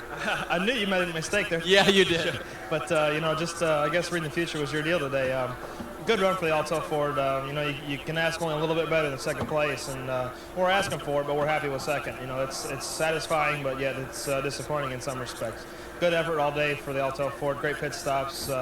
RP and all the guys were here, and good to run good in front of them. RP is Roger Penske. It's always good to do well in front of the boss. Alan? Time for the Autotrader.com move of the race. Survey says... Got it. I think Matt Kenseth, for that right front tire goes flat, he somehow saves it, doesn't hit the wall, comes back and wins the race. That was lap 68. And by unanimous nomination, Matt Kenseth wins the Autotrader.com move of the race nod tonight. Moment ago, Matt Yoakum talked to Rusty Wallace. Well, Rusty Wallace, do you believe that luck? No, I don't. I don't believe it. It's just, man, it's sickening. Early in the race, we had a right front go down, so I put some more air back in the tire and ran. And then we just get all out and fighting like hell trying to get past those guys. And finally got past everybody who's trying to run Kenseth down and win that race, get that million. And son of a gun if it doesn't go down again. I felt it about 4 laps before. I said, oh, God, don't let this be again. And sure enough, it went down. And just sickening, man. I tell you what, I thought it was going to be a second place for sure. And never believed we were going to lose a tire. Rusty Wallace chasing $1 million, leaves Richmond with a 15th place finish. Let's check out how they ran tonight here in Richmond in the Chevy Monte Carlo 400. That's phenomenal that Junior would come back fourth. I mean, that 8 car at the end of the race was by far the fastest car out there. It looked like that car last night. Todd Bodine, first top 5 of the season. Dave Blaney equaling his best finish of the year. Mike Wallace, after running out of fuel, was able to salvage a 12th place finish. Bill Elliott started at the back because his team lost an engine yesterday in practice, but soldiered his way halfway through the field. And Tony Stewart. What might have been. Jeff Burton coming out and motoring back around, kicked Jeff Gordon another spot down in the final standings tonight. Burton finished in 39th. Jeff Gordon finished in 40th. And last in the field, Sterling Marlin, the championship leader coming into the race. So, what did it do to the championship? Oh, my goodness. 9 points to second, 146 to sixth. Bill Elliott only 184 back in 7th spot. And Ryan Newman in 10th. He's only 271 back. Last year at this time, it was 360 points from first, 342 points from first to second. So how about that? Our Looney Tune results for the night. Had a rough night. Daffy Duck got the best of them. Jeff Green, he had a great run. He told me this today in the garage here. He would be good. He was.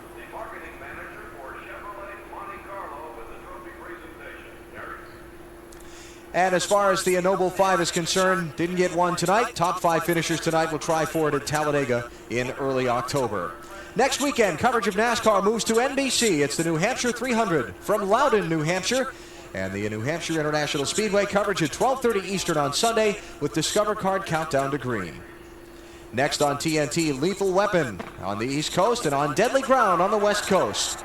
The night started with a salute to American heroes and concluded with a racing hero, Matt Kenseth, celebrating his 4th victory of 2002. Kenseth is won tonight here at the Richmond International Raceway. So long from Virginia.